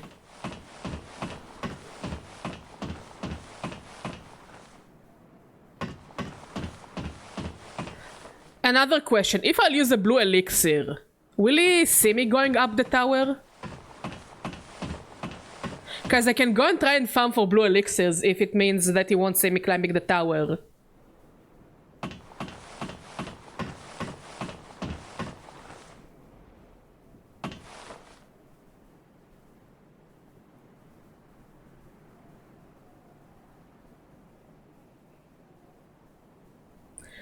But you can tell me what you want to fight more at the end and I will tell you what to do. Look, I know that there is a way to get to fight like wheelchair guy and then you can fight the other person because, you know, the subreddit kind of spoiled me. I read on the wiki, because this guy was so frustrating me yesterday and I was already not feeling well yesterday, that there are two clever ways to kill him without actually entering a fight with him. One is use the Hunter X to poke him off the building. Second one is use the blunderbuss. And with the blunderbuss he will eventually fall down. Because the blunderbuss has like the range and the kick.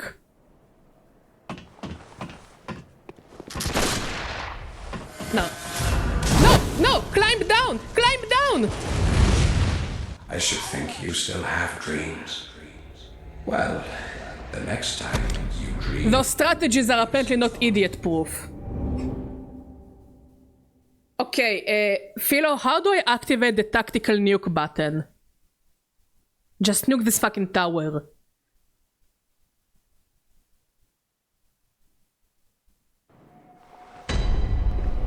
Okay, so we're going to use the big X strategy.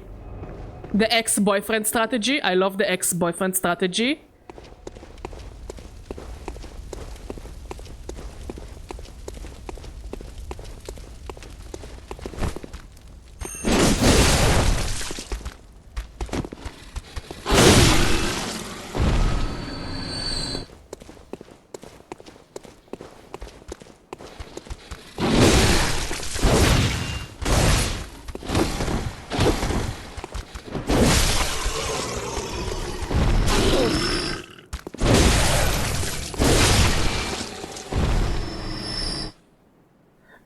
The wheel. I'm listening.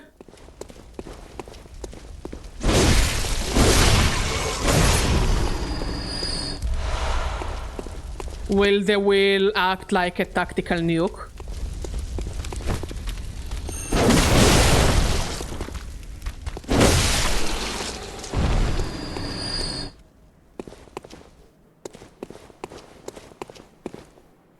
Is the angel still in the sky?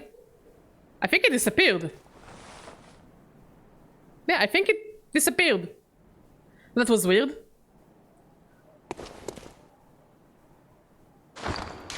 You got me curious.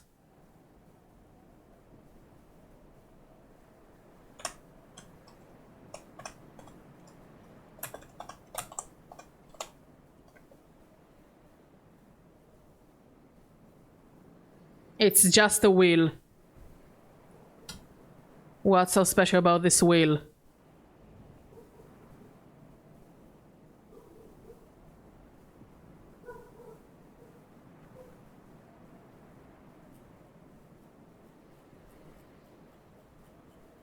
A lot of reading.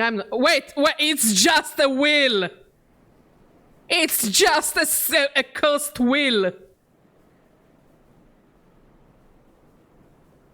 Oh, that sounds powerful. I want the will.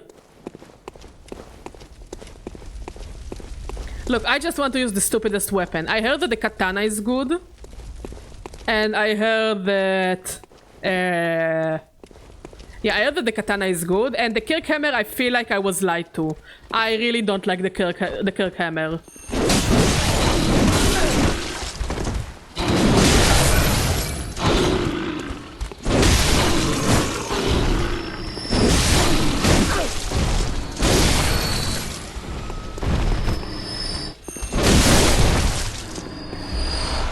Or maybe I just don't get the Kirkhammer.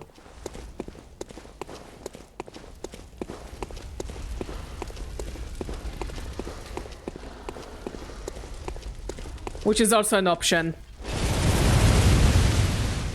I don't mind slow, I just don't get it. I don't enjoy using it.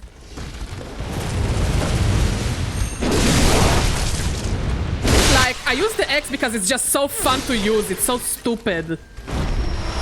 And also it's so sexy. Unironically sexiest weapon in the game, in my opinion.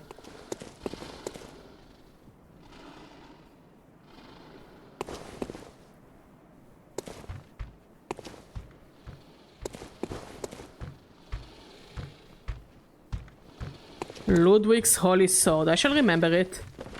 I just want weapons that are very fun to use.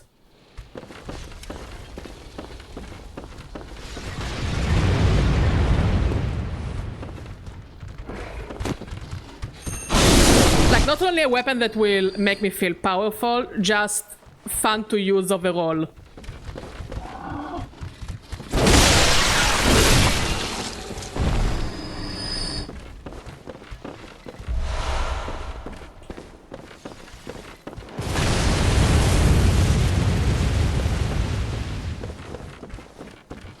Wait, isn't Ludwig that one from the DLC that everybody said that is just a very ridiculous fight?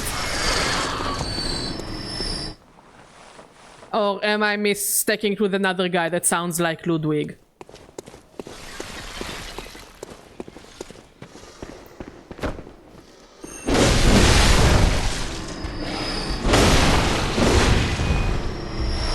Like, I saw a few years ago a video by Elvis the Alien that he explained the lore of Bloodborne, which I wasn't listening.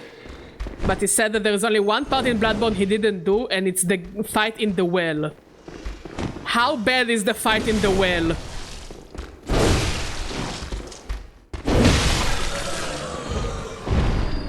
Oh, okay. Like, I know that there is a guy that is like crawling on his stomach and spreads lava everywhere and everybody hates him. And that there is a fight in the well nobody likes.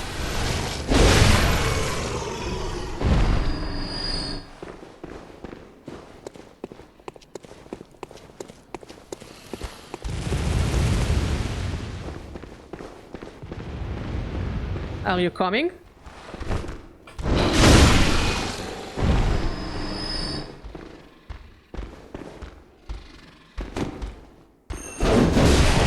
Like, I know you can cheese the well fight. You can cheese almost every fight in this game.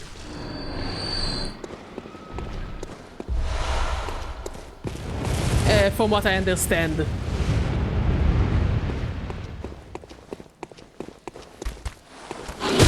Move, move, move, move, move, move, move, move, move, move, move, move, move, move.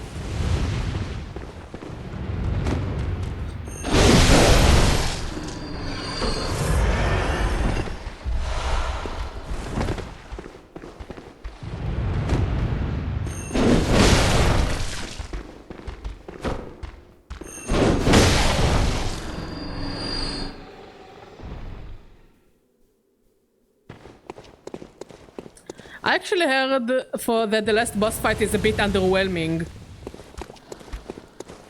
But again, I can't say much. I'm just saying from, like, posts I read online.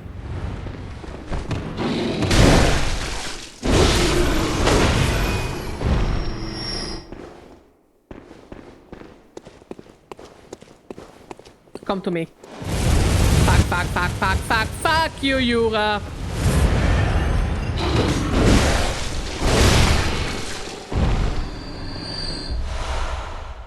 Yura, I hope every apple you eat will feel shitty to eat. Like in Hebrew, it's called that the apple tastes like flour, like cooking flour. But I don't know what is the equivalent for it in English. But I hope every apple he eats is like that.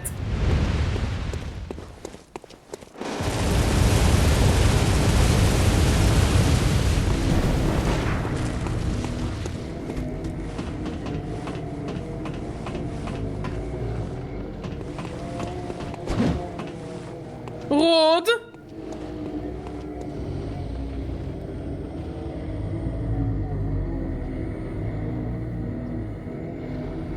I like watching him, he's just so silly.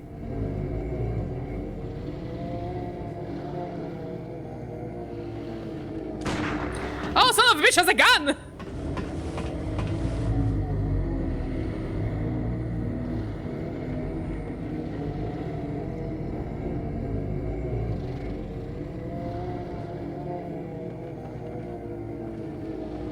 How come he can't climb a ladder but the monsters can? Honestly, I'm glad that he can't climb a ladder. I would actually be terrified for my life. No, I would... If he could climb a ladder, it would probably be my rage quitting moment.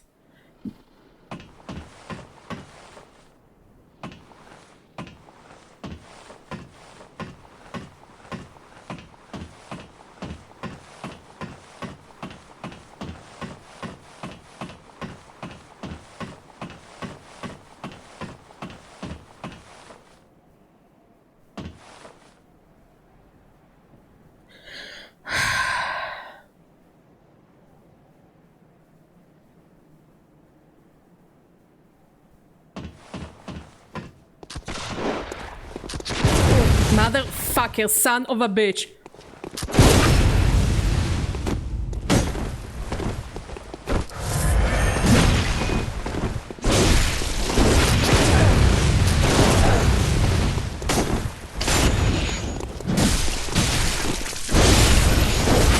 I should think you still have dreams. Well, next time. Also, if you defeat him, you can get also a very strong weapon. I hope I get his fucking machine gun.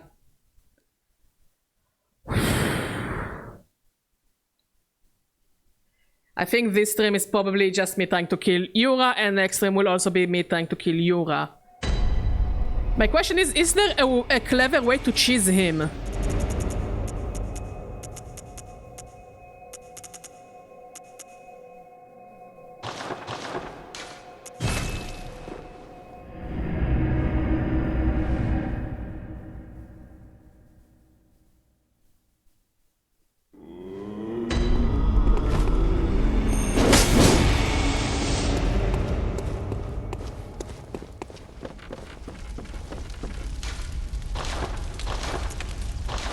I'm fucking broke.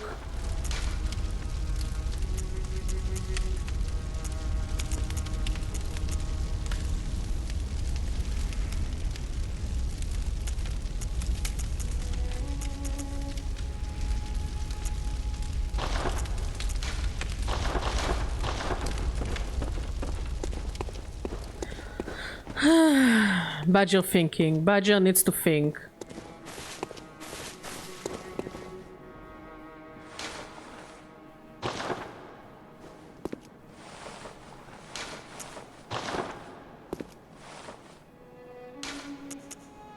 Badger needs to think.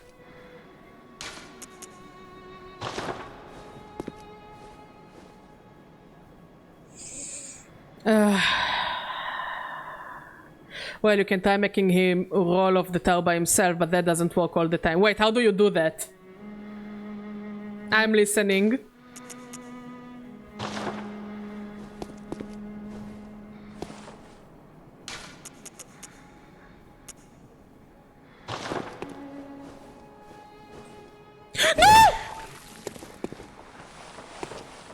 I'm so sorry. Oh, I'm so sorry.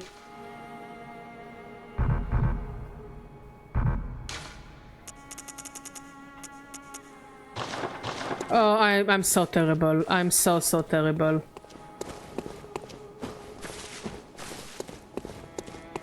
But yeah, from what I get, the main way to get rid of Jura is just to make him fall off the tower. The fight itself is just going to take us infinite amount of time.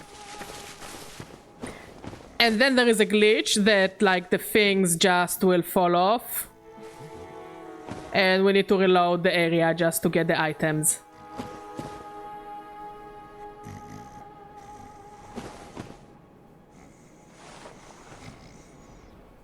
No spamming R1, so basically just going like this and like this.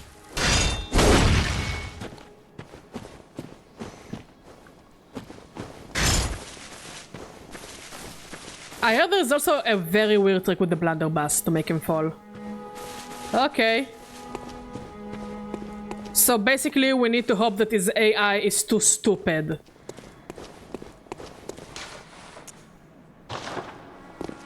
But again, I wonder, will the blue elixir make him not noticing me climbing up the tower? Or will he know that I'm climbing up the tower no matter whether or not I use the blue elixir? I have to chase him, I can't fight him clearly. He's too fast. And it looks like he uses a lot of ranged weapons and it's not very cute for me.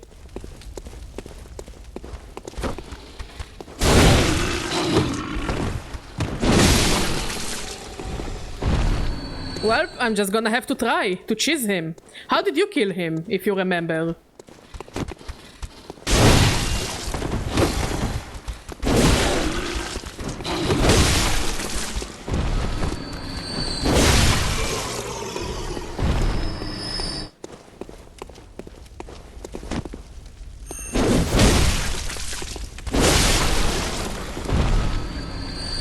Huh. Because, like, I don't see a reason to keep him alive, especially since it's going to be annoying for me to go back and forth until I befriend him. Dodge and parry.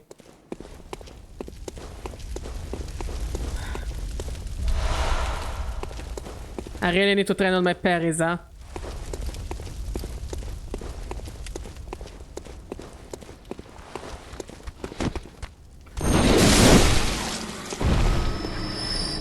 Well, I'm not a very good hunter.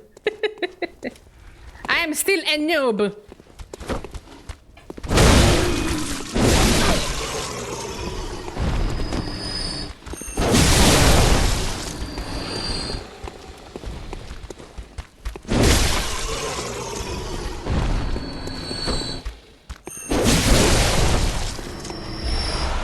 I must say, there is one thing I really like about the Bloodborne wiki. Besides giving you like straight-up videos and strategies on how to use weapons and how to most effectively fight weapons with no matter what weapon you choose as your main, it also gives like cheesing strategies.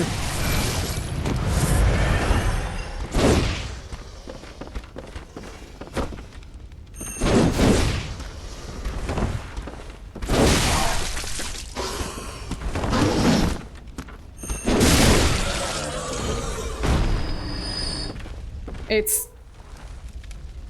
okay. Sir, rude.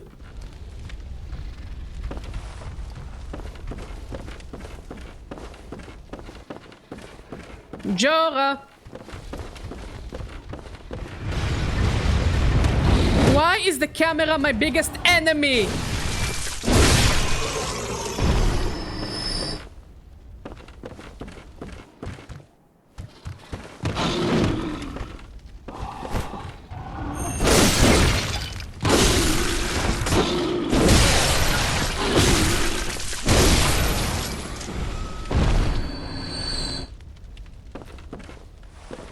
For the compliment, I really appreciate.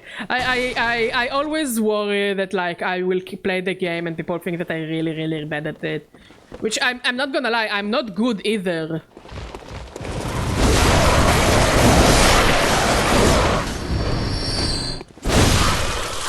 Like I'm not that good. Like, yes, my first two boss fights were really good, in my opinion, because it's me.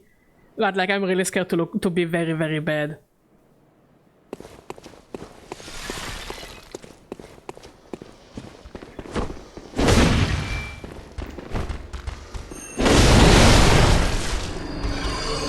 Like, if there's one thing I hate is like, okay, yeah, I understand there are games that are clearly not for me. You would never catch me playing Call of Duty. Not because Call of Duty is a bad game necessarily, it's just not my cup of tea. I'm not really into competitive games, but games like Bloodborne and Monster Hunter, I refuse to believe that those games are not for me. Thank you, Philo, I really appreciate it. You have no idea how much I appreciate it. I don't have many facial expressions, but I do appreciate all the compliments you guys give me.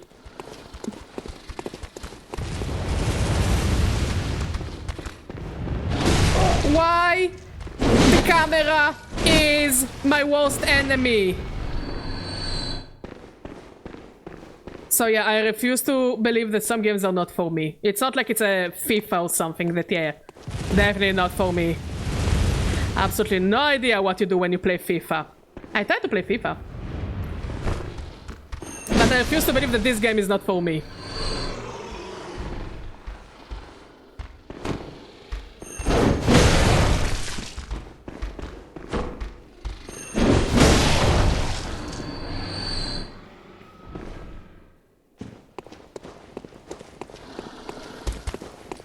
Run, run, run, run, run, run, run.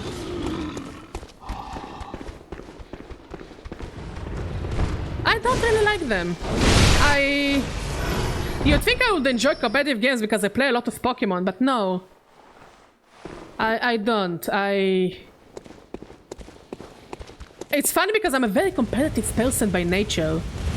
Like, if you see me play board games with people, I will do... If I notice that I'm not gonna win, I'm going to make the winning experience the worst experience ever.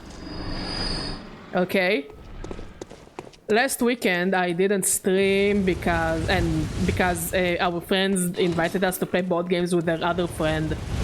And we played the game. I don't remember the name of it, but basically it's Eurojunk.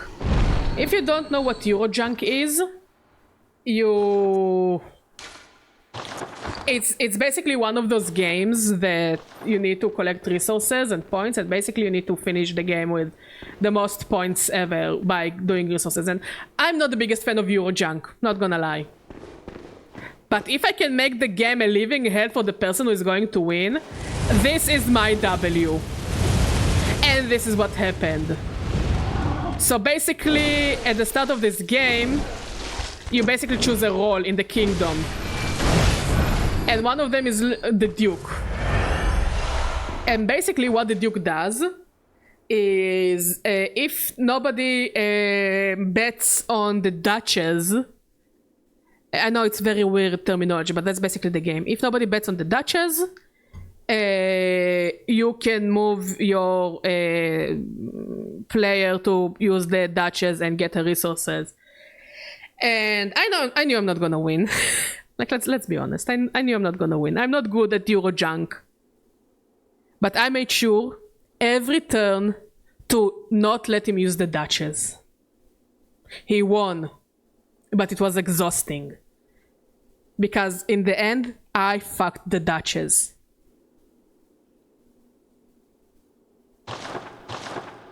I don't know the name. I really don't know the name. Like, maybe Mod remembers, but I don't know the name of the game. Like, most of the Eurojunk are the same to me. But like, oh yeah, resources, resource management, and get points, and, you know, all the willy-nilly stuff. I don't like it. I really don't. I don't get it. I genuinely don't get it. But if I can make the game a living hell for someone, sign me up. I'm gonna have the time of my life. 'Cause I had the time of my life. Yeah, I would definitely have fun. Ruining somebody's day. By fucking the Duchess. And I lost. I was last place. I had the least points ever in the table. I was like in the first quarter of the board. Doesn't matter. I had fun. Like, ask Mod, playing chess with me is literally like, I'm not the best in chess. But damn, will I make the winning for you not fun at all and exhausting? That's why I play DBD, Dead by Daylight. Why?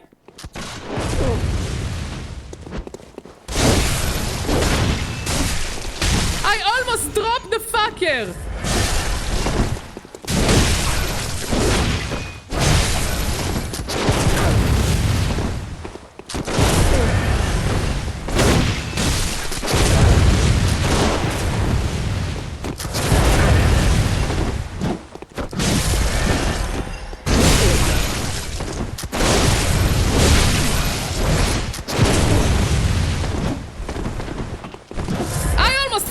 You.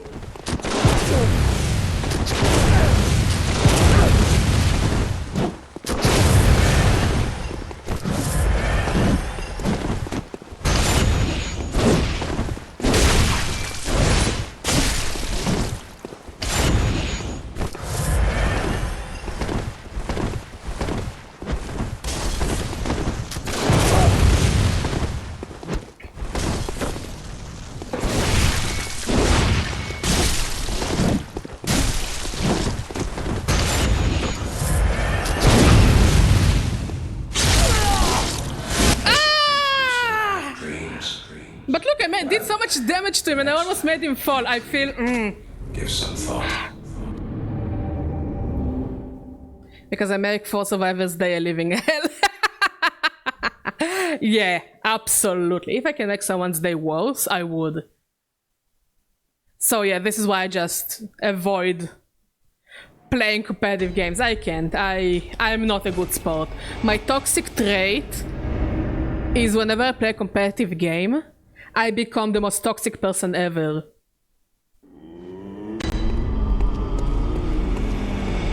I think I got a new stone.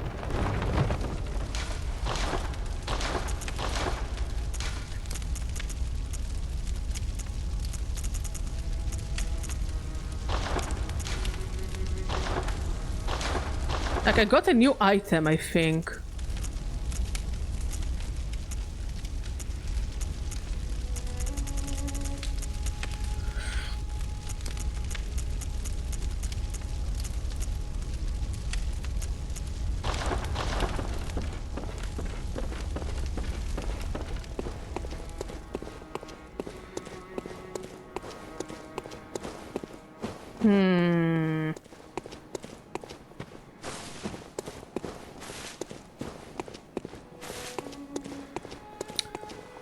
And I have nothing to that I want to sell.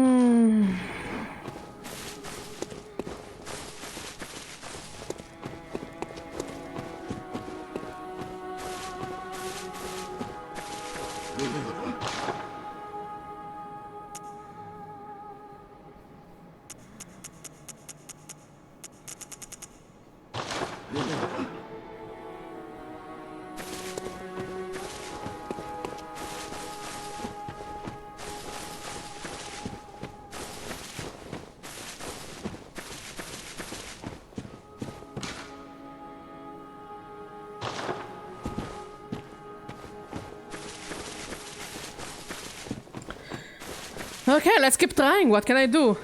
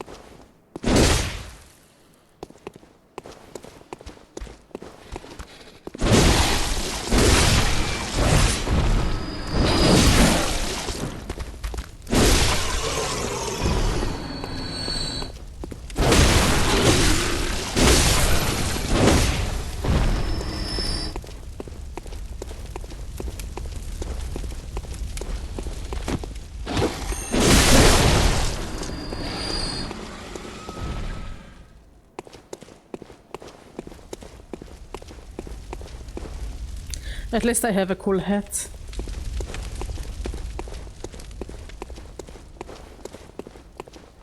If there's one thing I find funny about this game is the amount of blood our character has on it.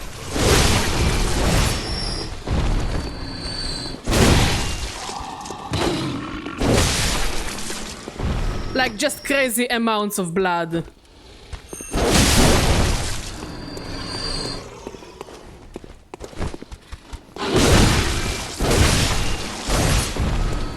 Like, look at it. She's just all covered in blood. From killing a couple of months. Okay, wait, no, I have a plan. I go back. I go back. I have kind of a plan.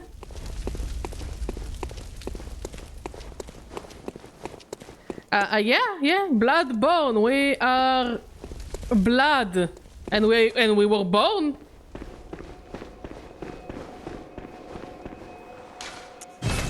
I think I take this hat with me to the end of the game. This is my end game hat.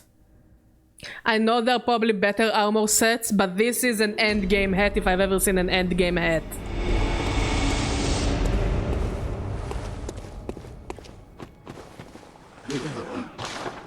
I want one of those.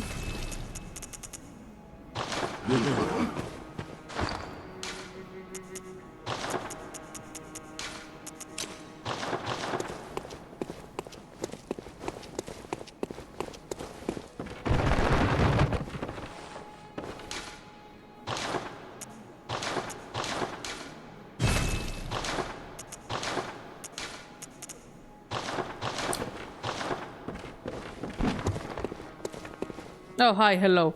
So yeah, were we really born? Like, I know it's a weird question, but were we really born?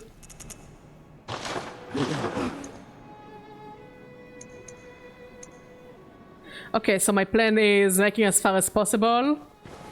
Maybe going back, leveling up, upgrading stuff, and doing this run a couple of times. And then try to kill it near the end of the stream. This grave is so creepy though.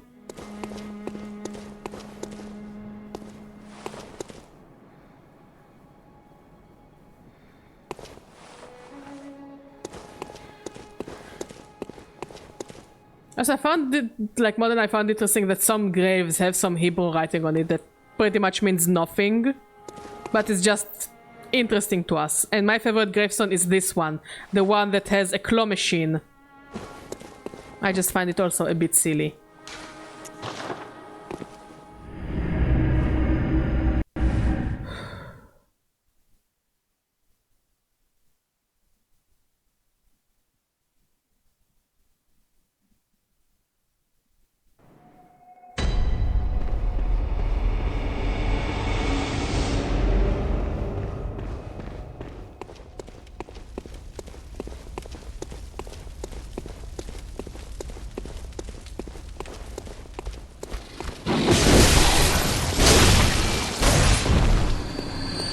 Like, I get the point of parrying, I'm just not really good at timing my parries.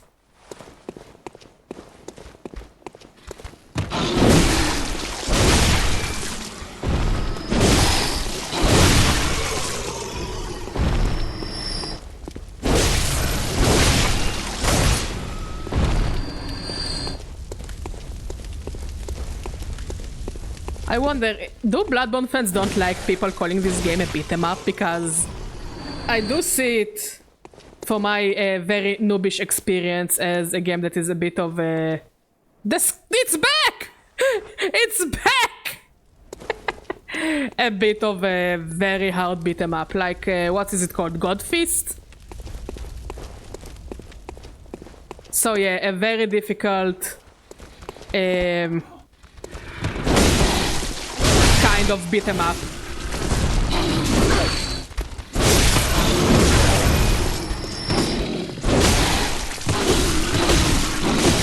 It's a good beat 'em up, don't get me wrong, you know.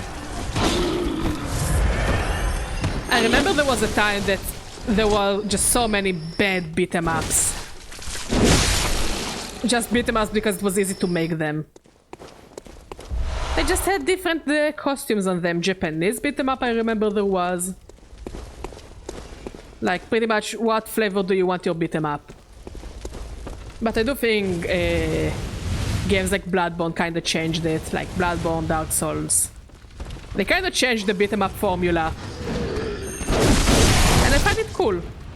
Because we like seeing change. We like seeing growth. Yura, wake up!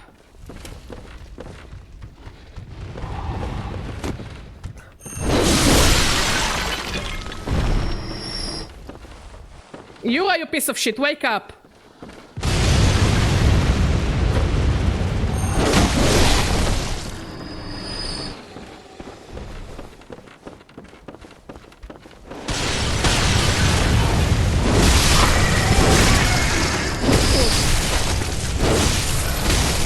I hate those birds!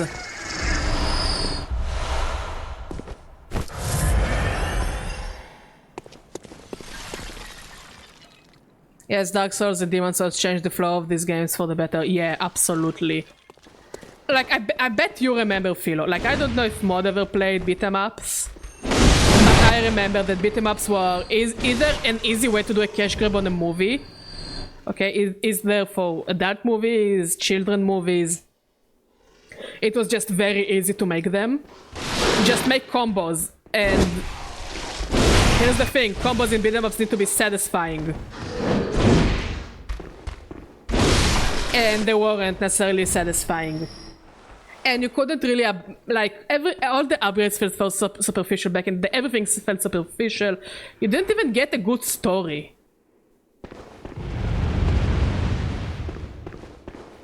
You barely got a story. Like, if it was a movie, you got, like, a subpar version of the story of the movie.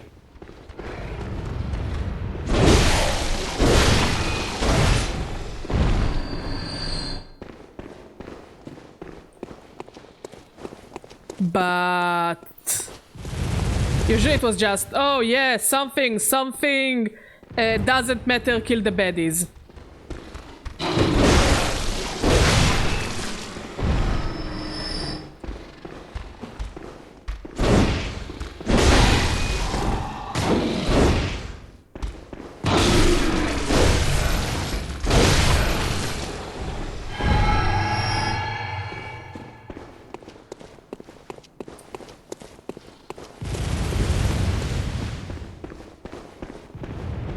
Like, basically, beat 'em up was the shovelware of, I wanna say, before the 2010s for sure. I don't know when Demon Souls, I know Demon Souls wasn't as popular when it came out. But Dark Souls definitely changed the worldview on what a beat 'em up should be. Which is good.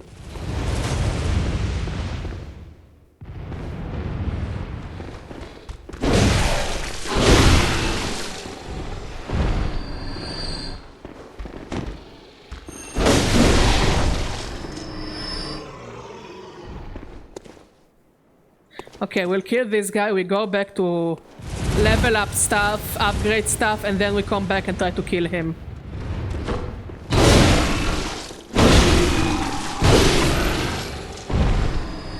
So yeah, that's the plan. Go back, level up, come back.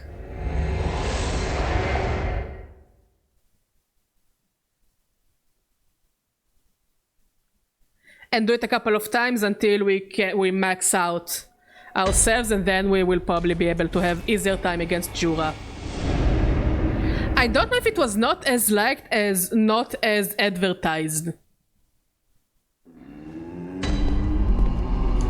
Actually, I don't know shit about Demon Souls. I know the PS5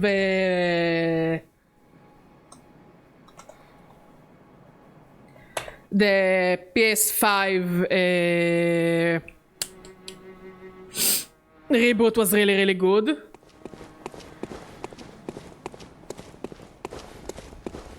But is it really not well liked as just not well advertised?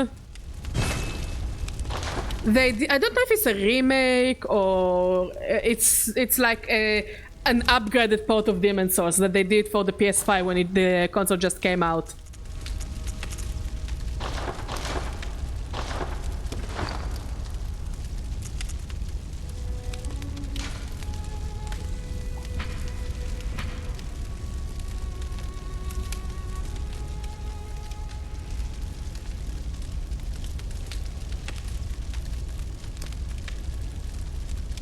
Oh yeah, I know it wasn't a perfect game.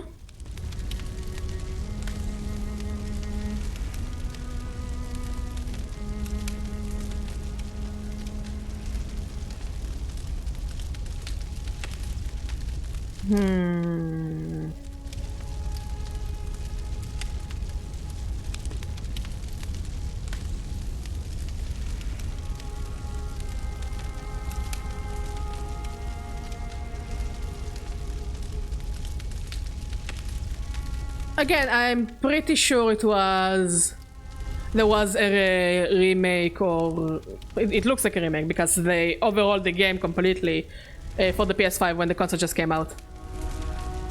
I think it was the issue also with the original Demon's Souls. I don't remember this game being advertised. And I am kind of obsessed for game trailers, even games I'm never gonna play.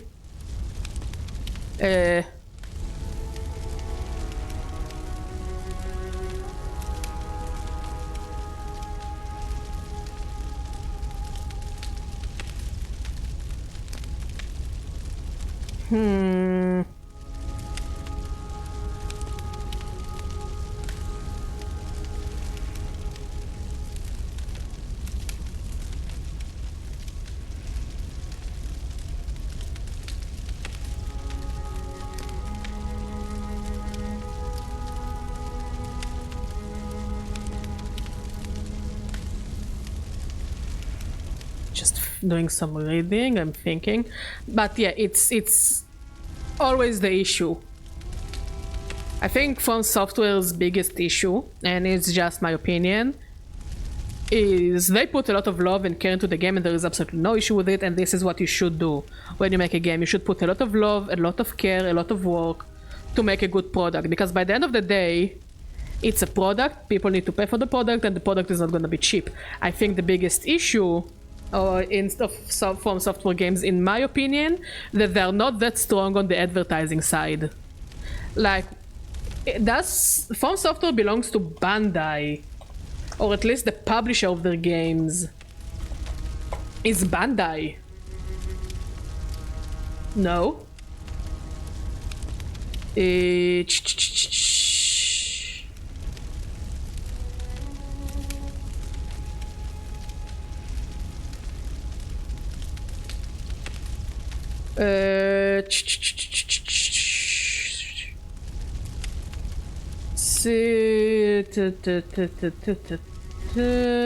Yeah, Bandai Namco. I'm going to say some very unpopular things about Bandai Namco. Maybe they're popular, especially if you're a Digimon fan. You know exactly what I mean when I talk about Bandai Namco. Bandai Namco, they only advertise safe games. And I mean games that are gonna give them millions. If they don't think a game is gonna give them millions, they're not going to advertise it as much. It happened to Digimon, almost any Digimon game. Both in Japan, both in the West. Barely any advertisement. If I wasn't a Digimon fan, I wouldn't have known about Digimon Survive.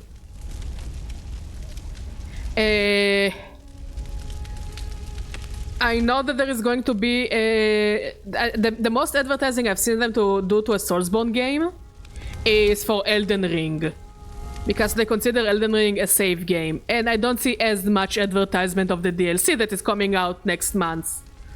They are pushing their Gundam and their Dragon Ball games so much, to the point that games that are published by one of Bandai's companies, they maybe get one advertisement per month, and that's an issue because people miss those games.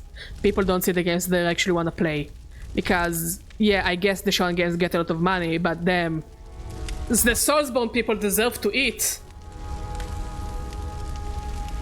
The Soulsborne people deserve to eat. Digimon people deserve to eat, you know what I mean?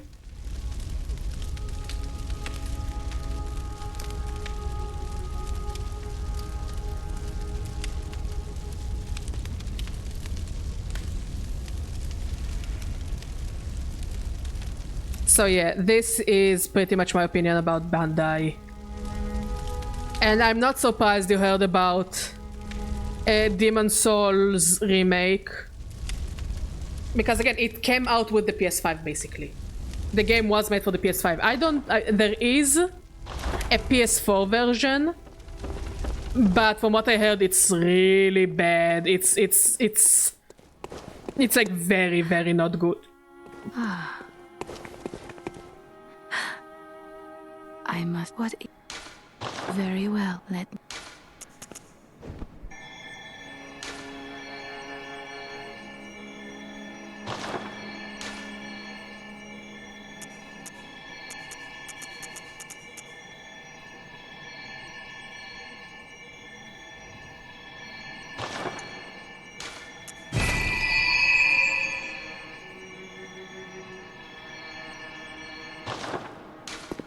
Farewell, good hunt. May you.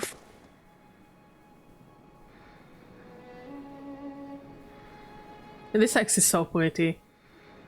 I remember the thing that pissed off most people. You remember when Metaverse was a thing? Okay, yeah, it's budget renting time. No Bloodborne time, it's budget renting time. Because I talk with Buhas a lot because we're friends besides the stream. And I talked to Buhas about it. And there was a Digimon Con a couple of years ago, right before or right after Digimon Survive came out. I think it was a bit after. There was a Digimon Con. There is a Digimon Con every year where they show their anime products and their manga products and TCG and video games. They don't do a lot of video games. And somebody asked the lead game designer at the time. He quit. He was replaced by someone else. But the lead designer at the time, somebody asked him. It's okay.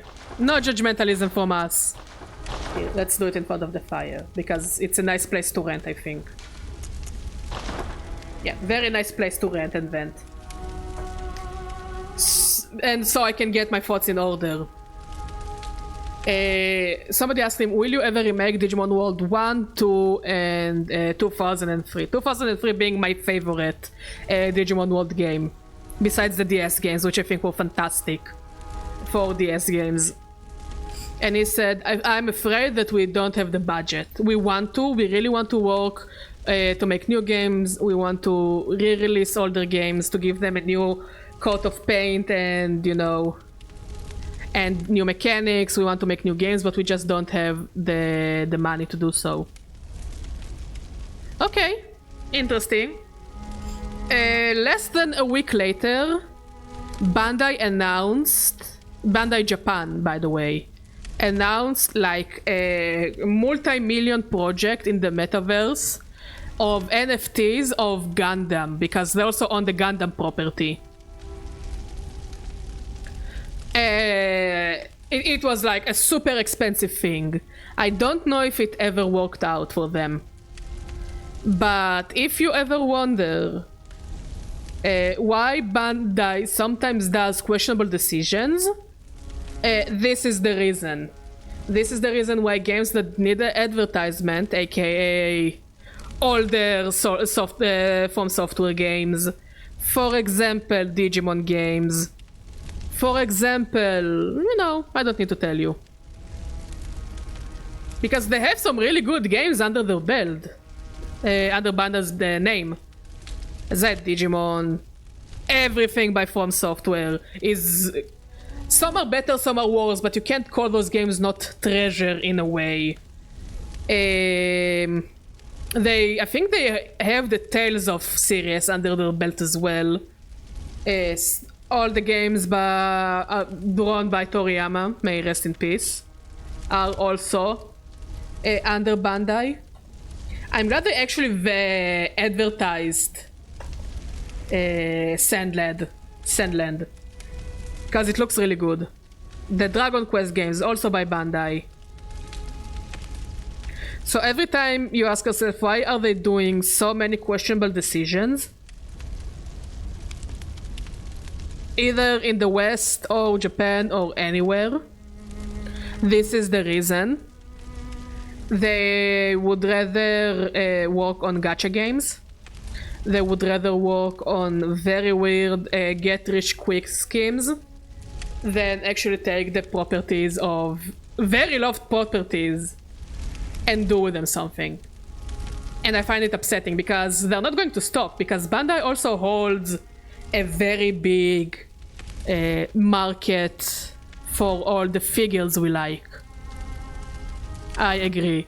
It's not only gacha.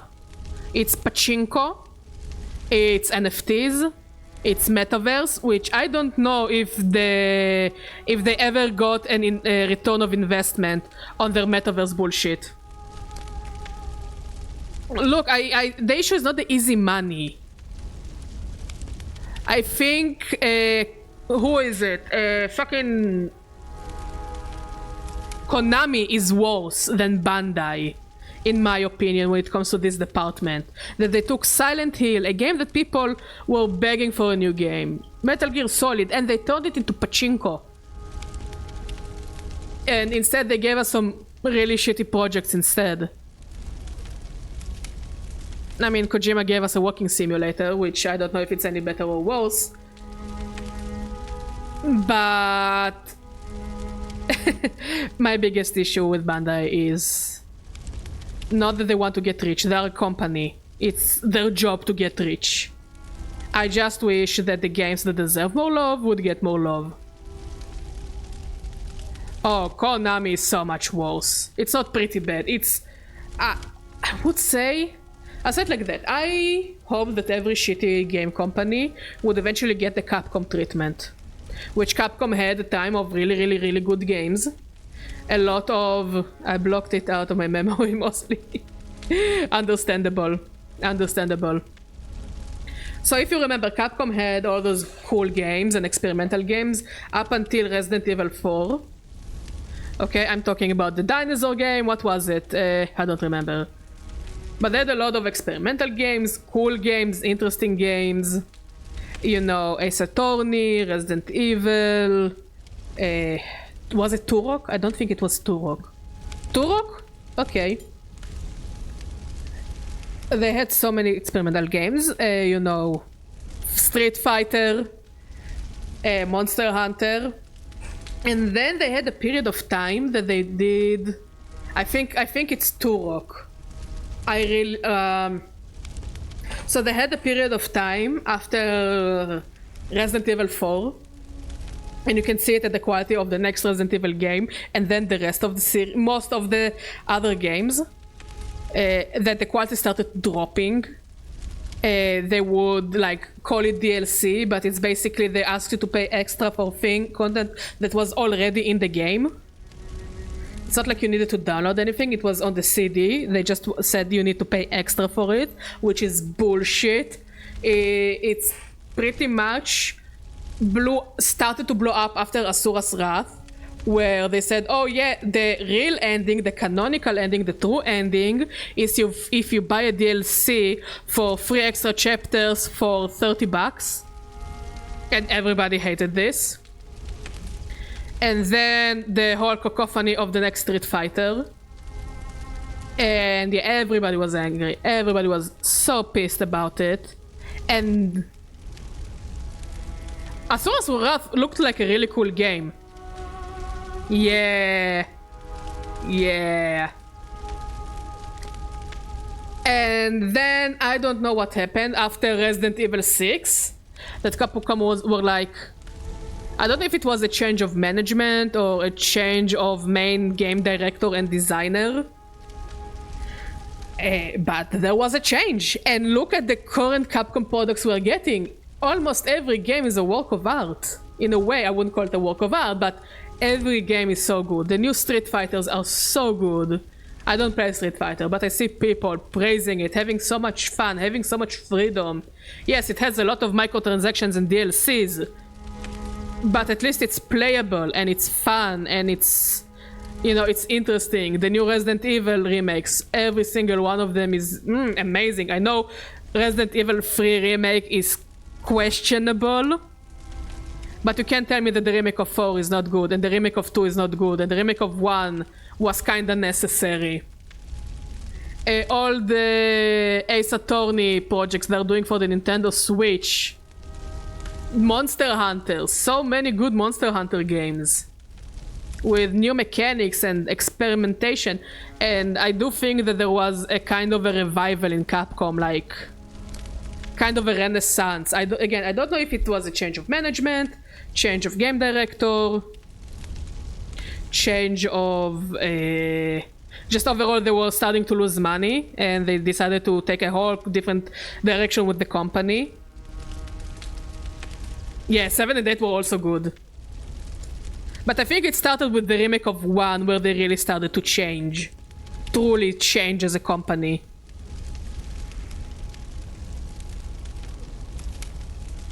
So yeah, I hope companies like... I have more hope for Bandai.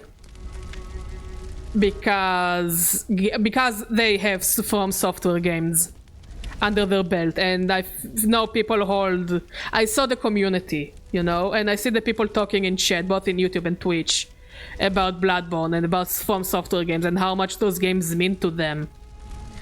I don't think Bandai wants to fuck with the crowd of FromSoftware. It's generally one of the most wholesome communities I've seen online. Okay? And I've seen so many toxic communities online. This is somehow the least toxic I've managed to see. Nobody goes like, oh yeah, git good, git good. I mean, on YouTube sometimes, not for me. But I see for other creators that are like, git good, git good. But for the most part, it's like, oh yeah, try this weapon, try this strategy. It's so refreshing because I hate the Pokemon community. I love Pokemon. You know how much I love Pokemon. I hate the Pokemon community with a passion. Holy shit, the toxicity. Animal Crossing community is fucking crazy. The Animal Crossing community is one of the things that made me wanna not play Animal Crossing anymore. Not only also the choice of Nintendo to stop updating the game, which is stupid, but also the community is so toxic, so disgustingly toxic. For a wholesome game! So many games have those toxic communities, and the FromSoftware community is so sweet. Like, I saw someone that defeated Daddy G for the first time, and you know, they posted screenshots and they were so happy because it was also their first FromSoftware game, and apparently the Reddit community really helped them build a character that they would eventually be able to defeat Daddy G, and they were so happy, and the community was happy for them. And they're all talking about the games with a passion, and I love it. So if Bandai fucks with this community, holy shit, it's like killing the good character in a book, you know? Oh, you have no idea. Look for video essays about Raymond the cat. I'm not kidding. Look for video essays about Raymond the cat from Animal Crossing. And this is some toxic shit. From what I remember... Okay, so if you don't know, Raymond is a villager in Animal Crossing that you can basically recruit for your village. It's based a lot on luck. Almost everything in Animal Crossing is based on luck. We don't have microtransactions, we will make them. It's worse, okay? It's not like Nintendo made the microtransactions. So basically people really liked Raymond because he was a very smart cat, he was a grey cat, he had 2 different colored eyes and the glasses and the... In Hebrew we call it a blorit, it's the hairdo. You know, people really like that stupid cat, but again, it's a stupid cat. Come on, it's no different from other characters in Animal Crossing. They all have the same personalities. They just look different. So it would come to the point that people who would post that they have Raymond They would get death threats. They would get rape threats. They would get doxxed. They would get attacked online. People would pay real-world money to other people through PayPal to get Raymond as a villager, to take their Raymond.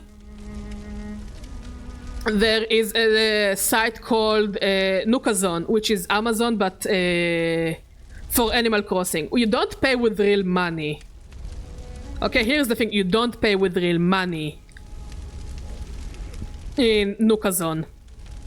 They discourage you paying real money. I know, I used to use Nukazon a lot. Was it Nukazon or Nuka Bay? I don't remember.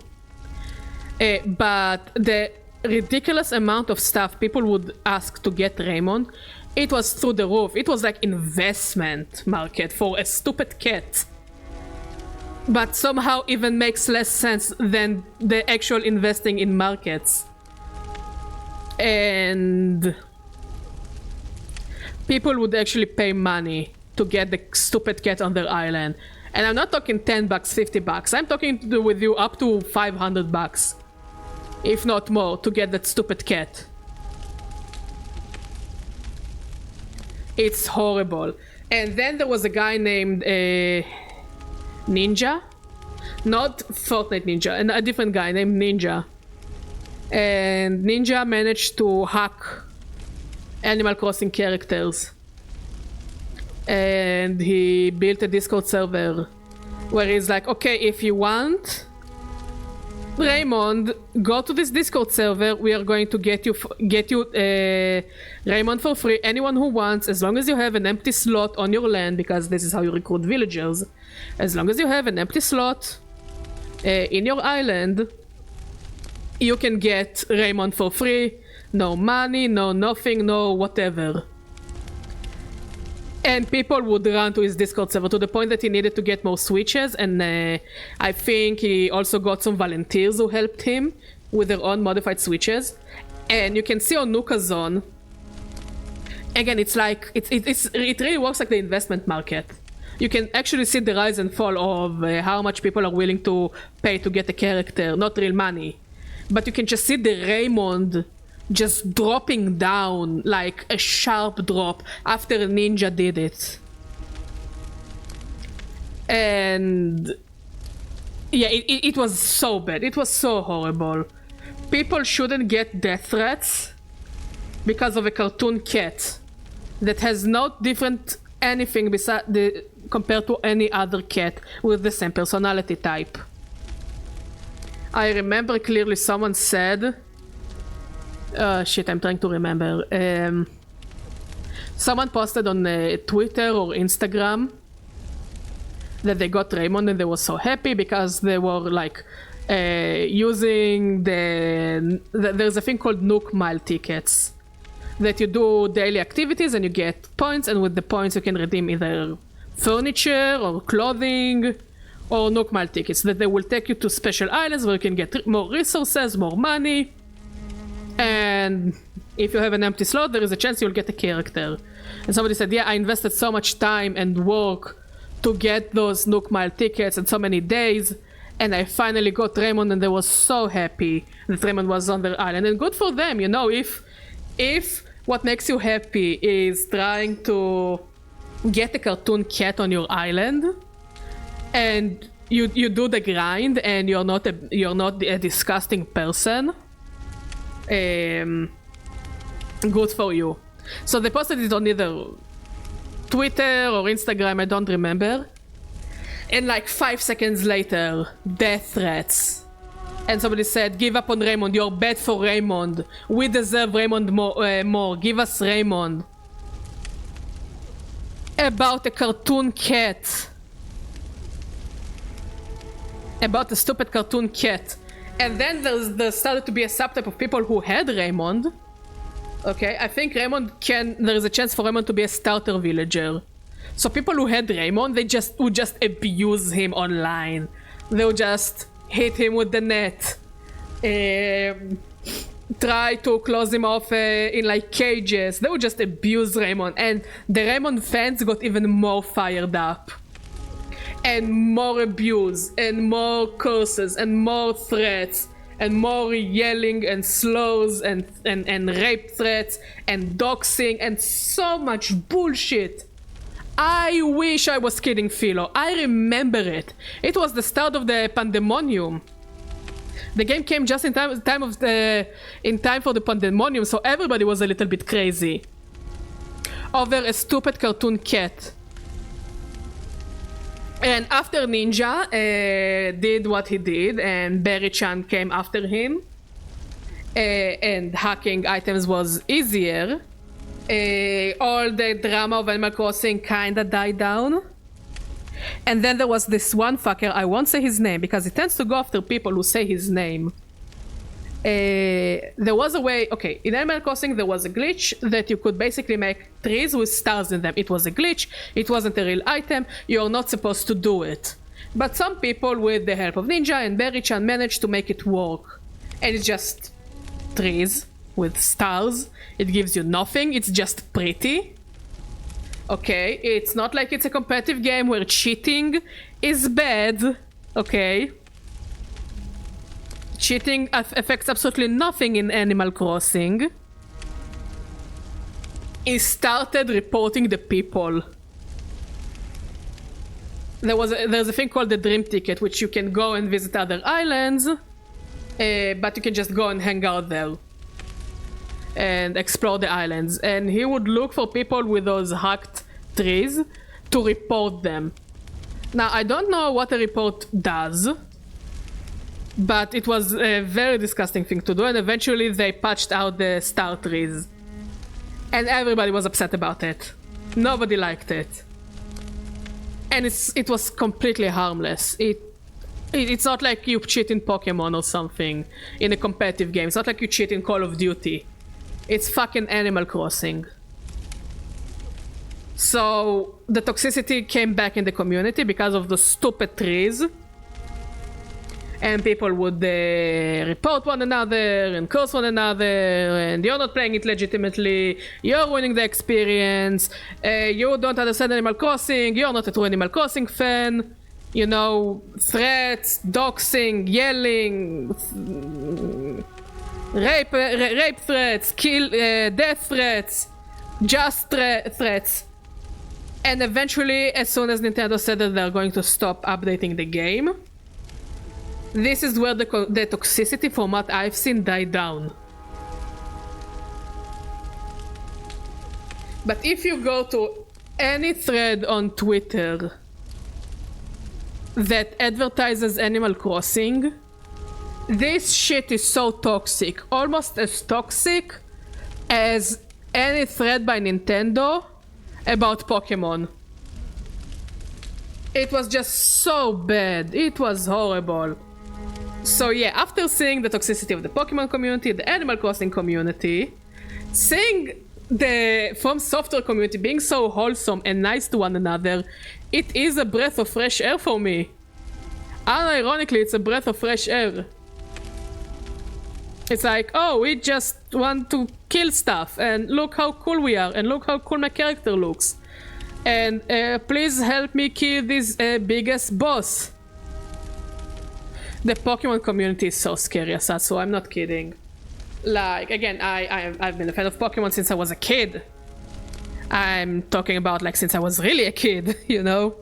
Since I was, like, 5 years old.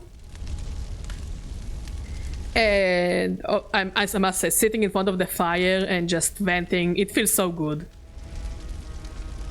Damn, this game's mood is just so different. I mean, people say, oh, it's because of Dexit. You know, when Pokemon came to the Nintendo Switch and they had to cut the Pokédex. Satsu. So yeah. People like to say it's because of Dexit. I'm saying it's way before. Okay? First of all, people hated every release. Generally, every release, as soon as it came out, people hated it, and people still hate it. So it didn't start with Sword and Shield. It started at, I think, when the internet became really a thing, so I would say Gen 4 with an asterisk. Look, there is absolutely... putting over 1,000 Pokemon in one game is too much. It's impossible. And frankly, I would say it's not fair, especially for newcomers who missed all the events and special mythical Pokemon. And finishing the Pokédex would be just too difficult if you don't have Pokemon home with you. I think it's fair to kinda do a soft reset between each game with its own Pokédex instead of just shoving over 1,000 Pokemon into a game just to feel good about yourself.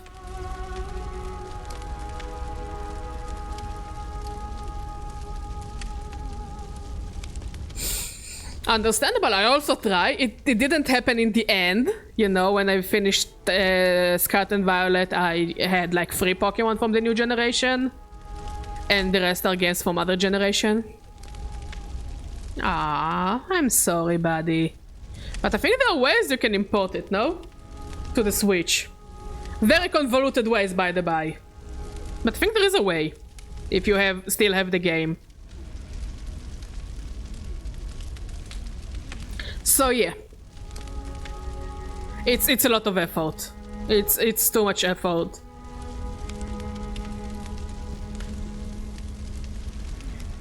But yeah, I think Dexit was necessary. It was a matter of time.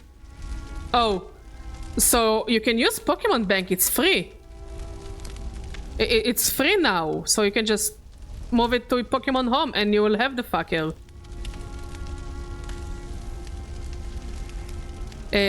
So yeah, Pokemon community is super toxic. Animal Crossing community is so toxic. Digimon community fucking starving. Like, they're eating with the card game, not in the video game department. So yeah, this is basically my rant.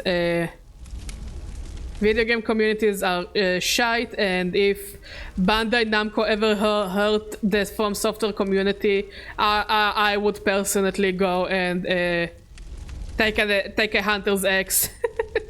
No, it's not a threat. I am too much of a coward to do anything. But like, I would feel so bad. I'm sorry, Mod.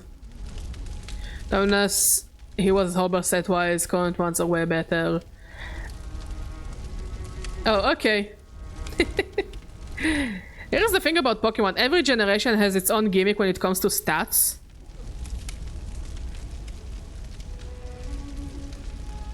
Like Gen 1 is just Gen 1, Gen 2 is a copy of Gen 1, Gen 3, all filthy multi-attackers. Like both physical and spatial, so unusable. Gen 4 it's mostly evolution, so like, do with this info what you will. Gen 5 I think it's rather balanced, but the evolution levels are ridiculously high. Gen 6 it's mostly forgettable in my opinion, which is a shame because it had some good Pokemon. And then it had Pokemon like Aromatisse and Slurpuff. Gen 7 is just very slow. Gen 8, it's I think the first gen which saw an actual boost for stats, and I think Gen 9 continued with the row of just boosting the stats. Just a massive boost for stats to make people use, you know, newer Pokemon and not older Pokemon. Gen 6 is a great Pokemon, but it suffers from having to follow up on Black and White. Black and White was too good. Also, congrats on the shinies, Satsuo. But yeah, Gen 6... You cannot compare it to Gen 5. Gen 5 also had some weak Pokemon, I'm not gonna lie. And Gen 5 is my favorite generation. I mean, it gave us gems like Hydreigon and Scrafty, which I love, and Darmanitan.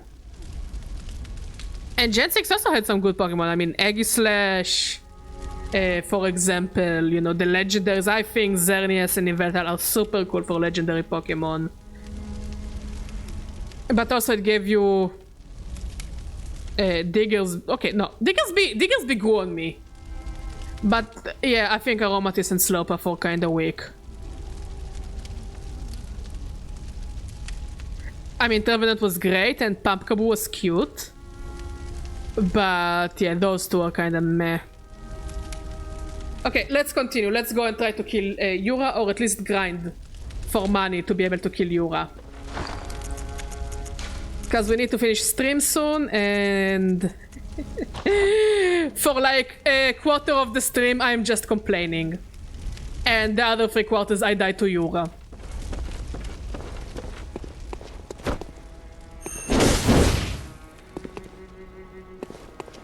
Also, I love it. I love this shawl. If anybody can tell me where I can get it, please let me know. I just love it so much. And with the little thingy, what is it called? I don't remember. Lace. The lace is so pretty.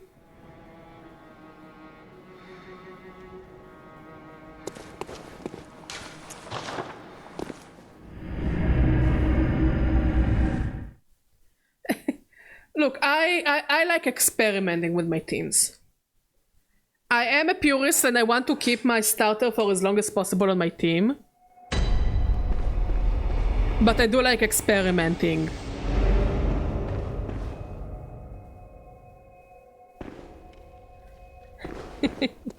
Yeah, I know you can wear her clothing. I also heard that it's probably the worst armor set in the game. But I'm talking about real life. Where can I get her clothing in real life? Like, the only time I remove my starter from my Pokemon team is in post-game. Son of a bitch!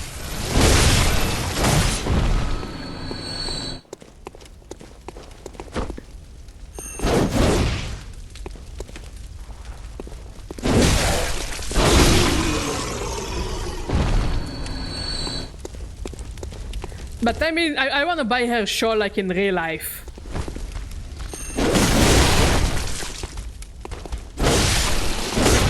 I bet there is at least somebody on Etsy who does it. Who can make it. But it's also Etsy. I need an arm and a leg for like a piece of string from them.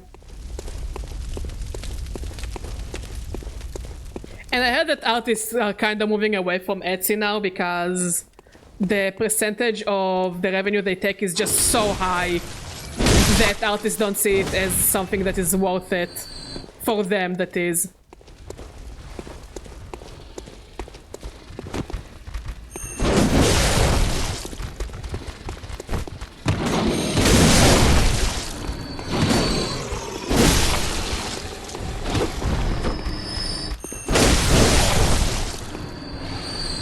Oh, fuck it. Can you at least show me? Please?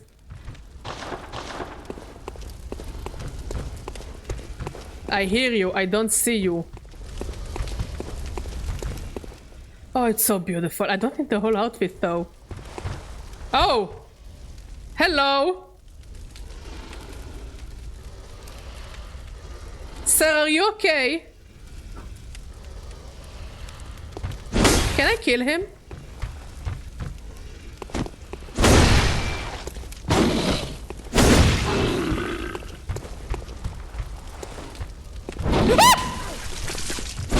Okay, that was unfair.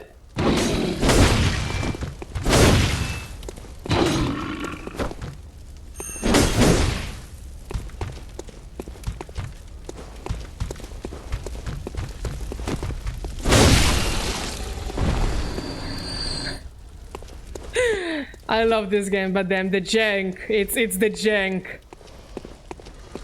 How did he get there? How the fuck did he get there?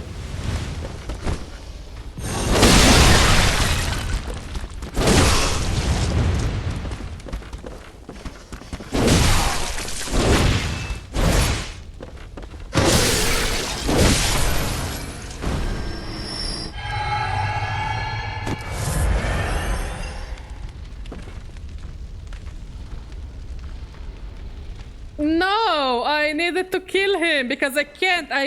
It's the sound. Look, I'll explain. It's the sound.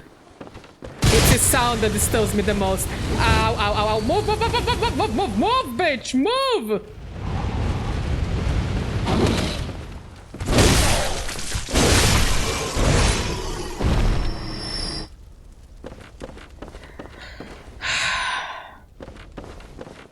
Like, you're not wrong, and yet... I'm just saying, some of the jank in this game is very charming.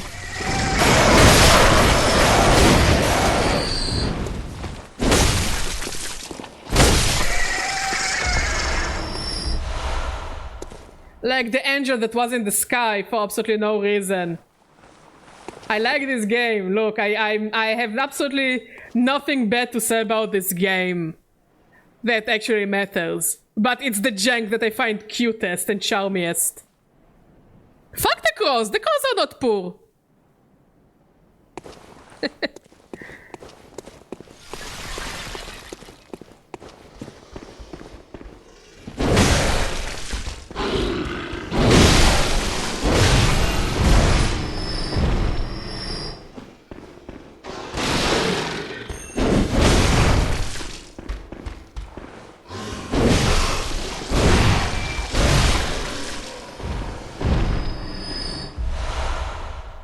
Look, at least you gotta give me that. I'm getting better. Okay, fine, they're cute. But you gotta give me that. I'm getting better at killing those fuckers.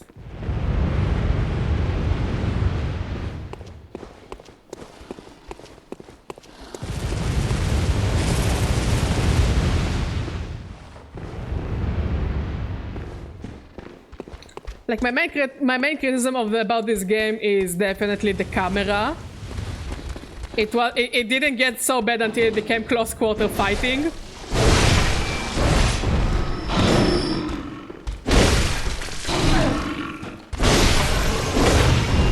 And I wish I could, I don't know if it's a PlayStation thing, but I wish I could remap the buttons. Thank you.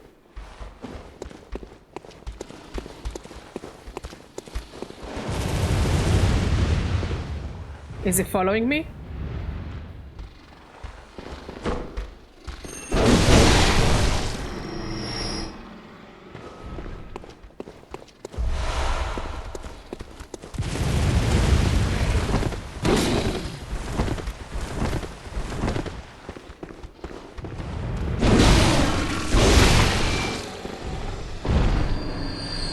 Asatso, did you ever play a Soulsborne game?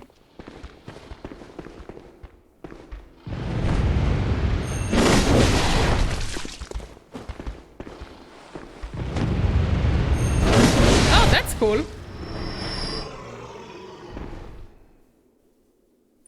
Understandable. Oh, it's so beautiful. 130 bucks. Maybe in the future. But remember this site, I wanna explore it later. Or send it to me on WhatsApp. No, I get why people like it, I get why people don't like it.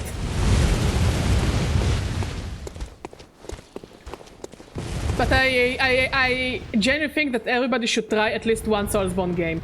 This is the realization I reached.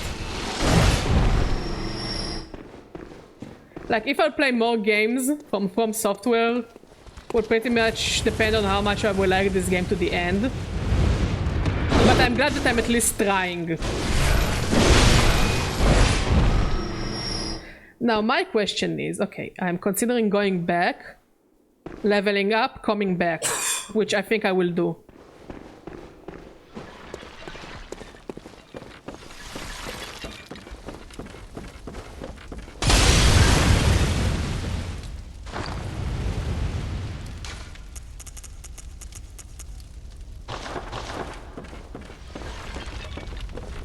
No, I get it. I get why people might not enjoy the game to the fullest. It's not the easiest game to get into. And it's definitely a game of how to learn, how to master, in my opinion. I just have an issue with the sentiment of, oh, this game is just not for you. And I need to try it before I know if a game is for me or not for me. So far, I know for a fact I want to finish this game. I definitely want to finish this game to get the biggest, fullest experience. If I'll feel that I really need more Bloodborne in my life, I will probably get into what's it called?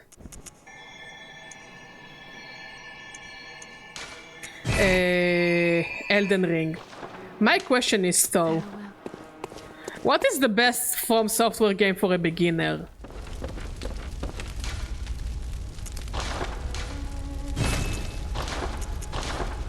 Like, genuinely asking, what is the best FromSoftware game for a beginner? Because I chose Bloodborne because first of all it's cheap, secondly it's more of my aesthetics. How much do I need to level up for next level? 4,271. Farewell, good may you.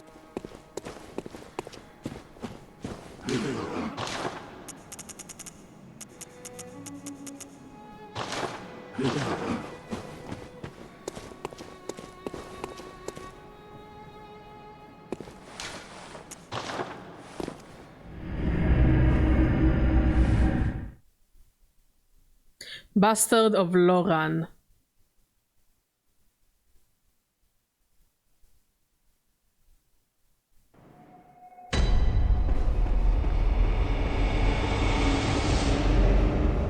Okay, I think this will be our final run for today. And tomorrow we're still gonna keep trying to kill Yura. Elaborate, if you don't mind.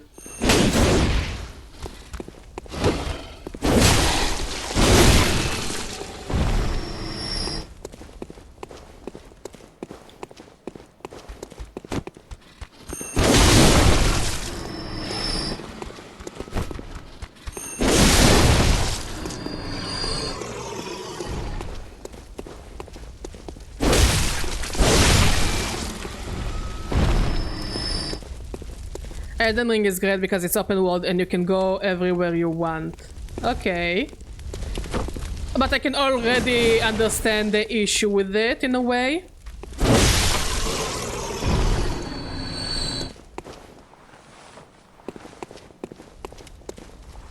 The angel is back! I will call you my guardian angel.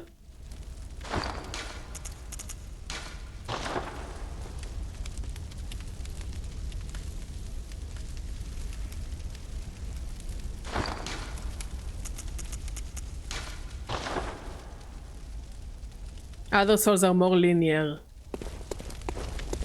Like, I said like that, I like that this game gives us freedom to choose what kind of path you wanna go through in a way.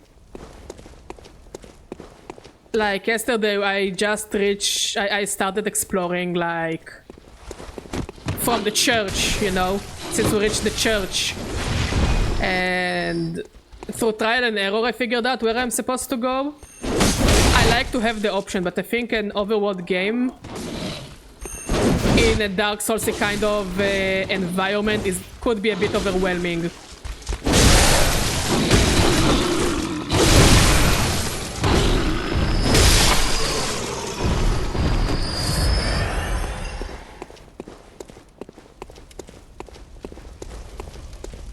Which again, not necessarily there is an issue with the game that could be a bit overwhelming, but like in a game that kills you a lot, it's a bit too much, I think. I love that you can see those fuckers walking around. Dark Souls 1 or Dark Souls 3?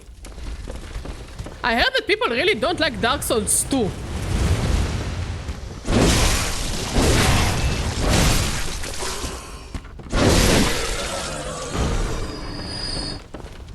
That Dark Souls 1 was really cool with all the monsters and the dragons.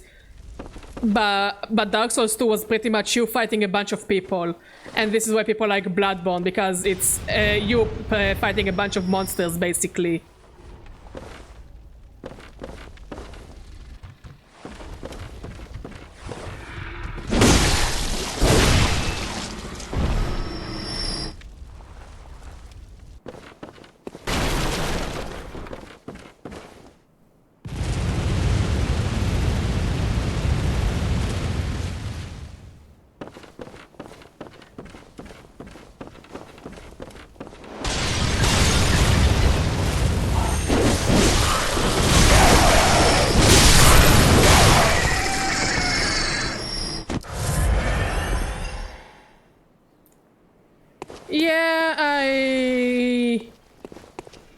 I know that there is a guy that is famous on YouTube for doing a series where he pretty much hates on Dark Souls 2. And he hates when people trying to defend this game. Like, was it unplayable or something? I don't know. I'm generally asking out of curiosity.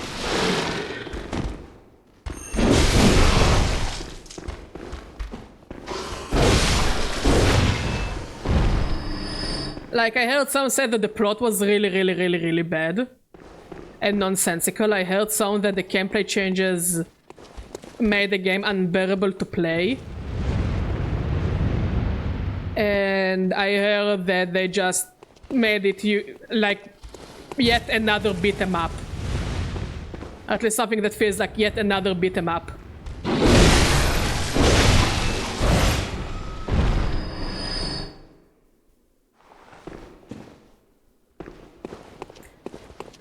Like, I started watching this guy's series where he shits on Dark Souls 2 because he was so passionate about it. Mostly because H-Bomber guy tried to defend this game.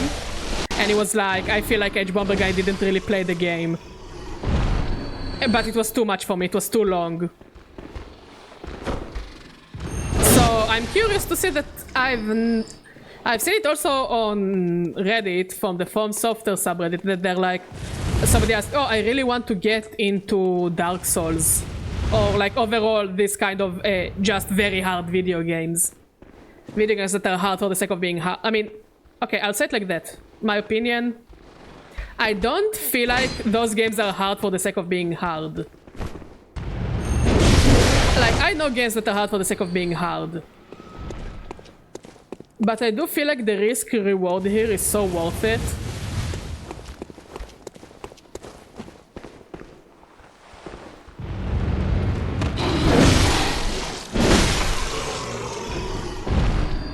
Like, I'll say it as someone who is considered 100% noob in this game. The game is hard for me, but I wouldn't consider it hard for the sake of being hard. I'll say it like that. If it was hard for the sake of being hard, I would lose more than just, oh fuck, I don't have any potions. Okay, we're going back. Fuck it.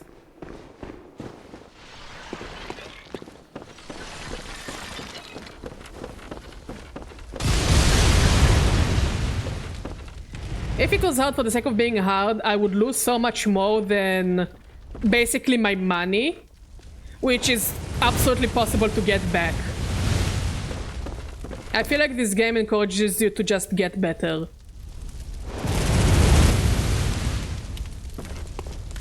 And again, I played games that are hard for the sake of being hard, which is just, oh, you lose everything. You lose not only currency, you lose progress, you lose items. You lose so much more than just some money. And this is why I say it's not a hard game for the sake of being a hard game. Absolutely not. It doesn't flex on you. And I feel like some hard games try to flex on you. It's like, oh, look at this boss, he's very hard, you're not gonna beat it. I don't feel this way. I feel like like, let's take example Yura. Yeah, last night, because of my anxiety, I thought I completely can't beat him. But even now that I lose a lot, I feel like I can beat him eventually. I don't feel bad losing. I feel like I'm just getting closer. I played a game where oh, you're talking about Dungeons of Fear and Hunger? Yeah, Dungeons of Fear and Hunger is a difficult game that is difficult for the sake of being difficult. Come home, good hunter. What is it you desire? Very well, What do you mean, edging? Farewell, good hunter. Me not going to kill Yura? Look, I want to be the best I can be. No, I know what edging is. Trust me. I know what edging is. Wink, wink, nudge, nudge. I'm trying to understand what you mean by edging. You mean me not going to fight Yura yet? I'm just trying to get good. Isn't the point of the game is me getting good?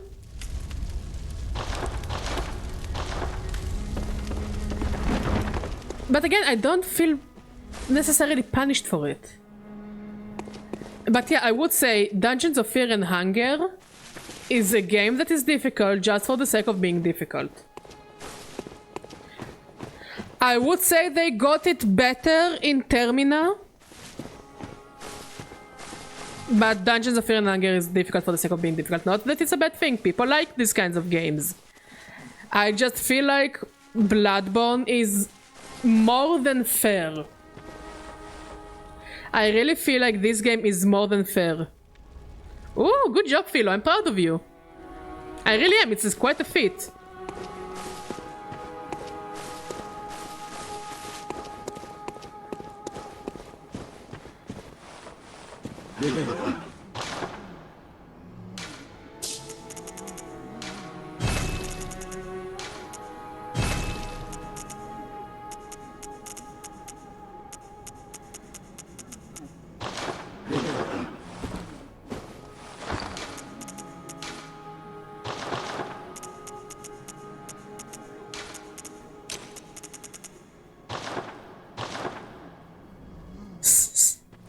How many times did it take you, if you don't mind me asking? Okay, let's go one more try. At least to get enough money to level up again.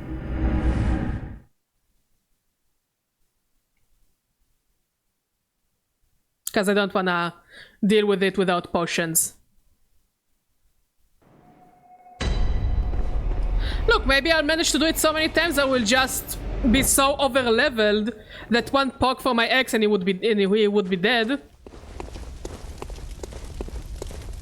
So yeah, from this thread, for people that were looking for more games from the FromSoftware games that are beginner friendly, nobody recommended Dark Souls 2. So yeah, I'm surprised that this game is so bad that literally nobody would recommend it, even for a beginner.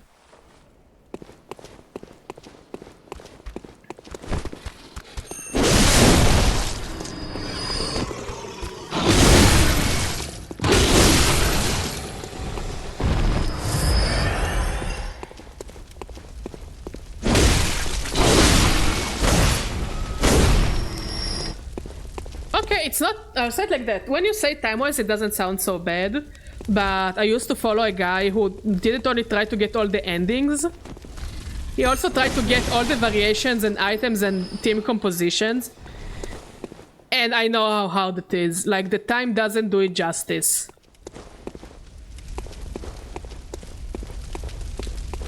In my opinion.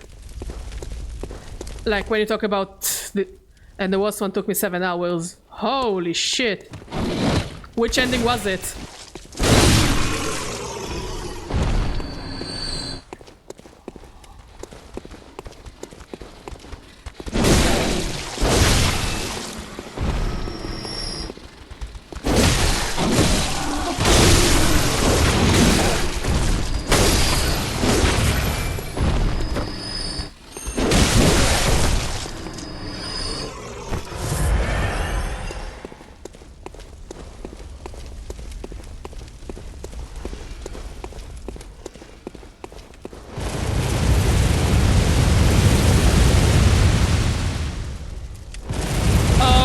With the little girl?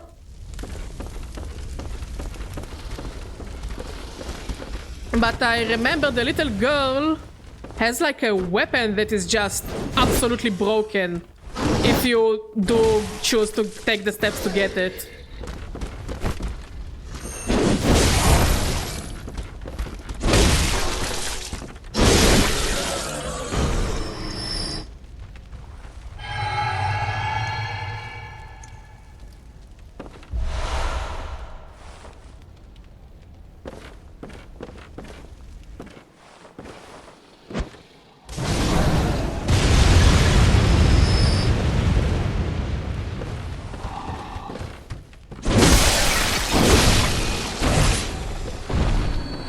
Yeah, but she became the god of hunger. Yeah, I know that. So she isn't on your... Yeah, I know.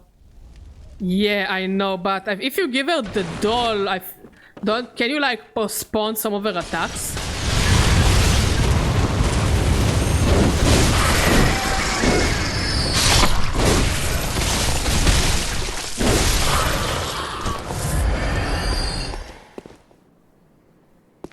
I'm sorry, Asatsu. It's gonna take a couple of tries until I get it right.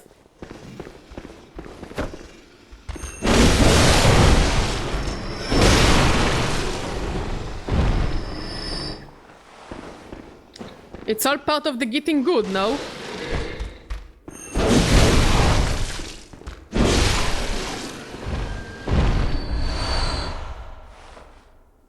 I'm sorry. Like, I'm not really sorry. But I'm sorry.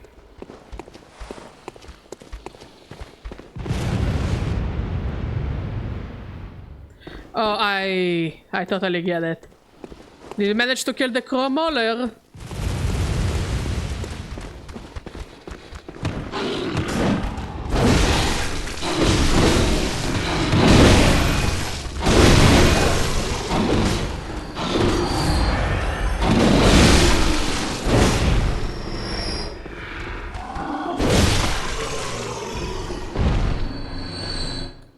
Good job.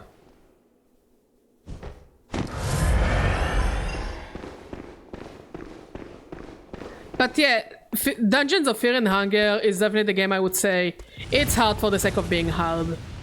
It's just hard because it wants to flex on you.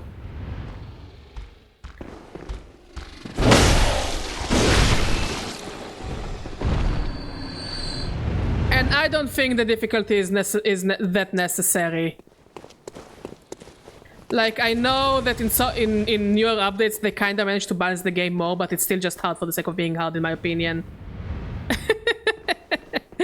I'm sorry to hear, buddy.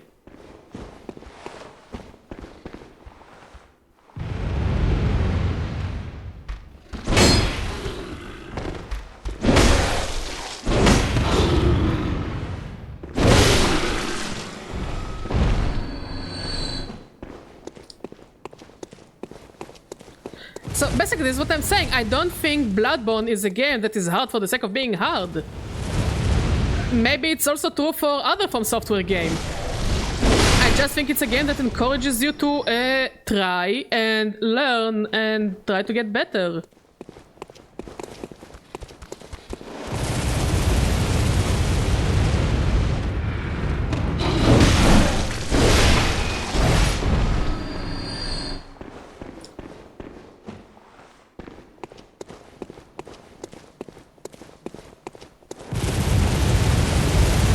Okay. Let's go, let's see if you can do any upgrades, and then I'll cut the stream, and tomorrow we're going to try Yura.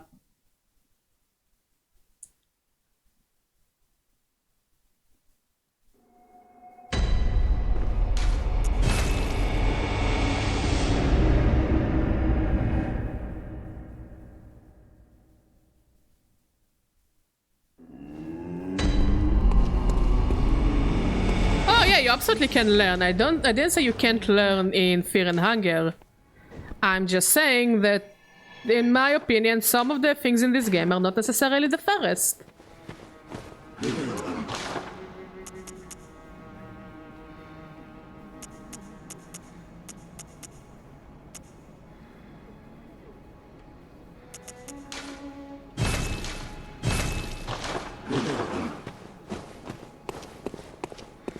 Welcome. What is...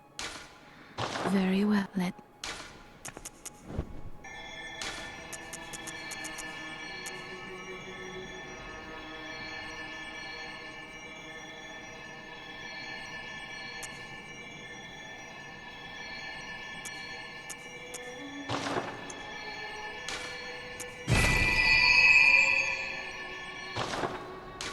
Farewell, good hunt.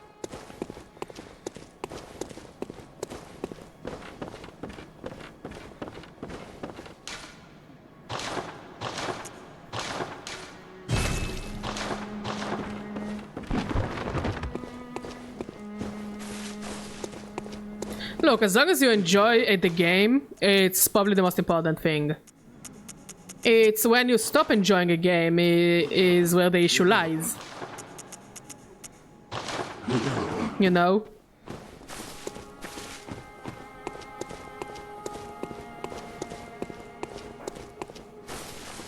But I know for a fact that like games like this, like Dungeons of Fear and Hunger is definitely a game I'm not going to play. Because it's just hard for the sake of being hard.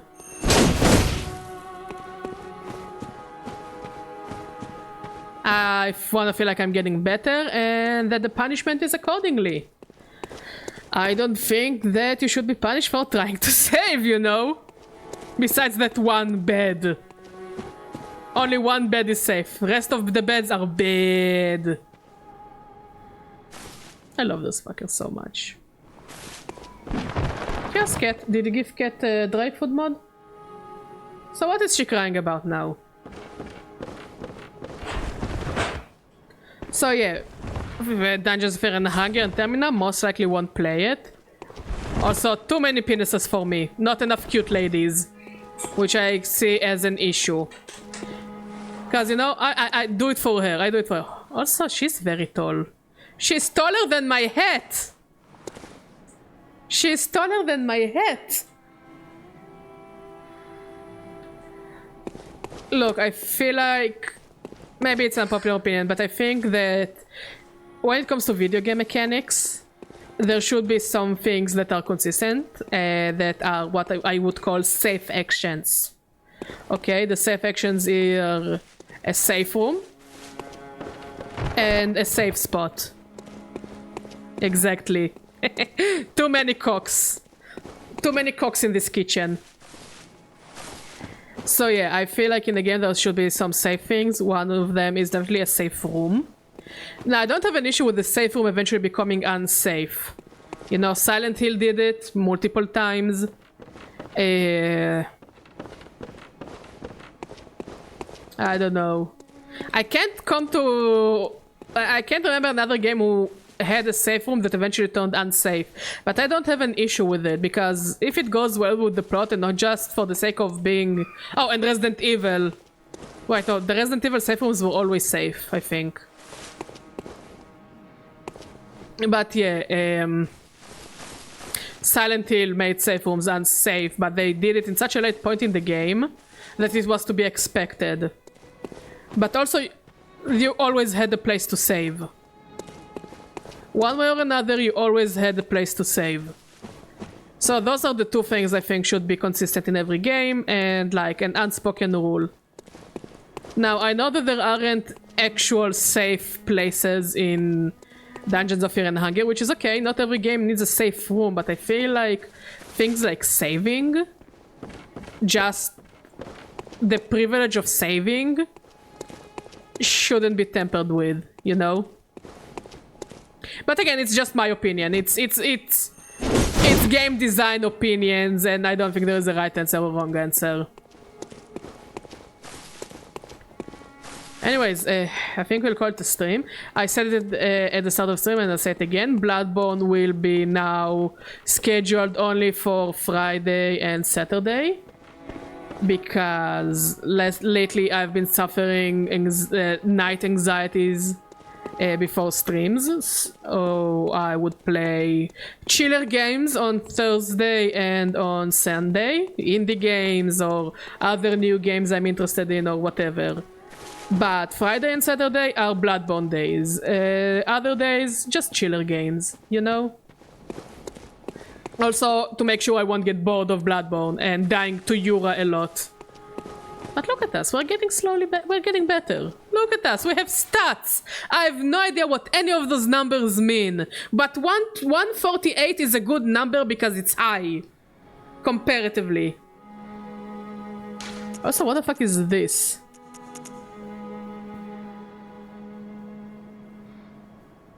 I don't know if it's good, but it's a high number, and I like high numbers.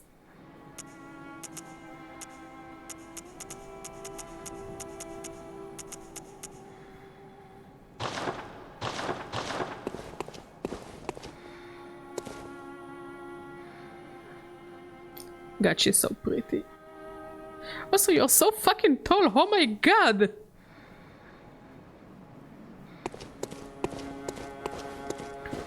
So, yeah, tomorrow we'll try to kill Yura. Hopefully we'll succeed. If not, we're going to grind a lot.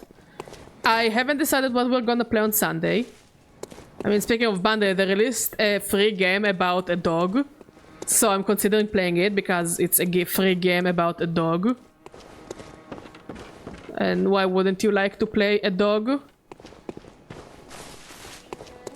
But tomorrow we're gonna play more Bloodborne. Anyways, thank you for watching. Thank you for talking. Thank you for being amazing. I genuinely love all of you. Again, if any of you want to play online Bloodborne with me and carry my stupid ass, let me know. And I will get it online and we can play together and we can chill together and you can carry my ass while I run around and scream. Anyways, thank you for watching. Thank you for talking. Thank you for being amazing. Thank you for being here, Philo. You really helped me. And sorry for, instead of playing the game, I was just venting and grinding. But I love you all. Wait, let's see. Maybe there is somebody to raid. Wait, let's see. Let's see. Wait, let's see if there is anybody to raid. Wait. Matty is streaming. Okay, let's bother Matty. Wait. Nobody move away. Nobody move. Nobody run. Nobody move. Everybody stay. Stay where you are. Don't you dare moving. We're going to bother Maddie. Yes. Shh. Bothering Maddie. Everybody bother him. Hasta la bye bye.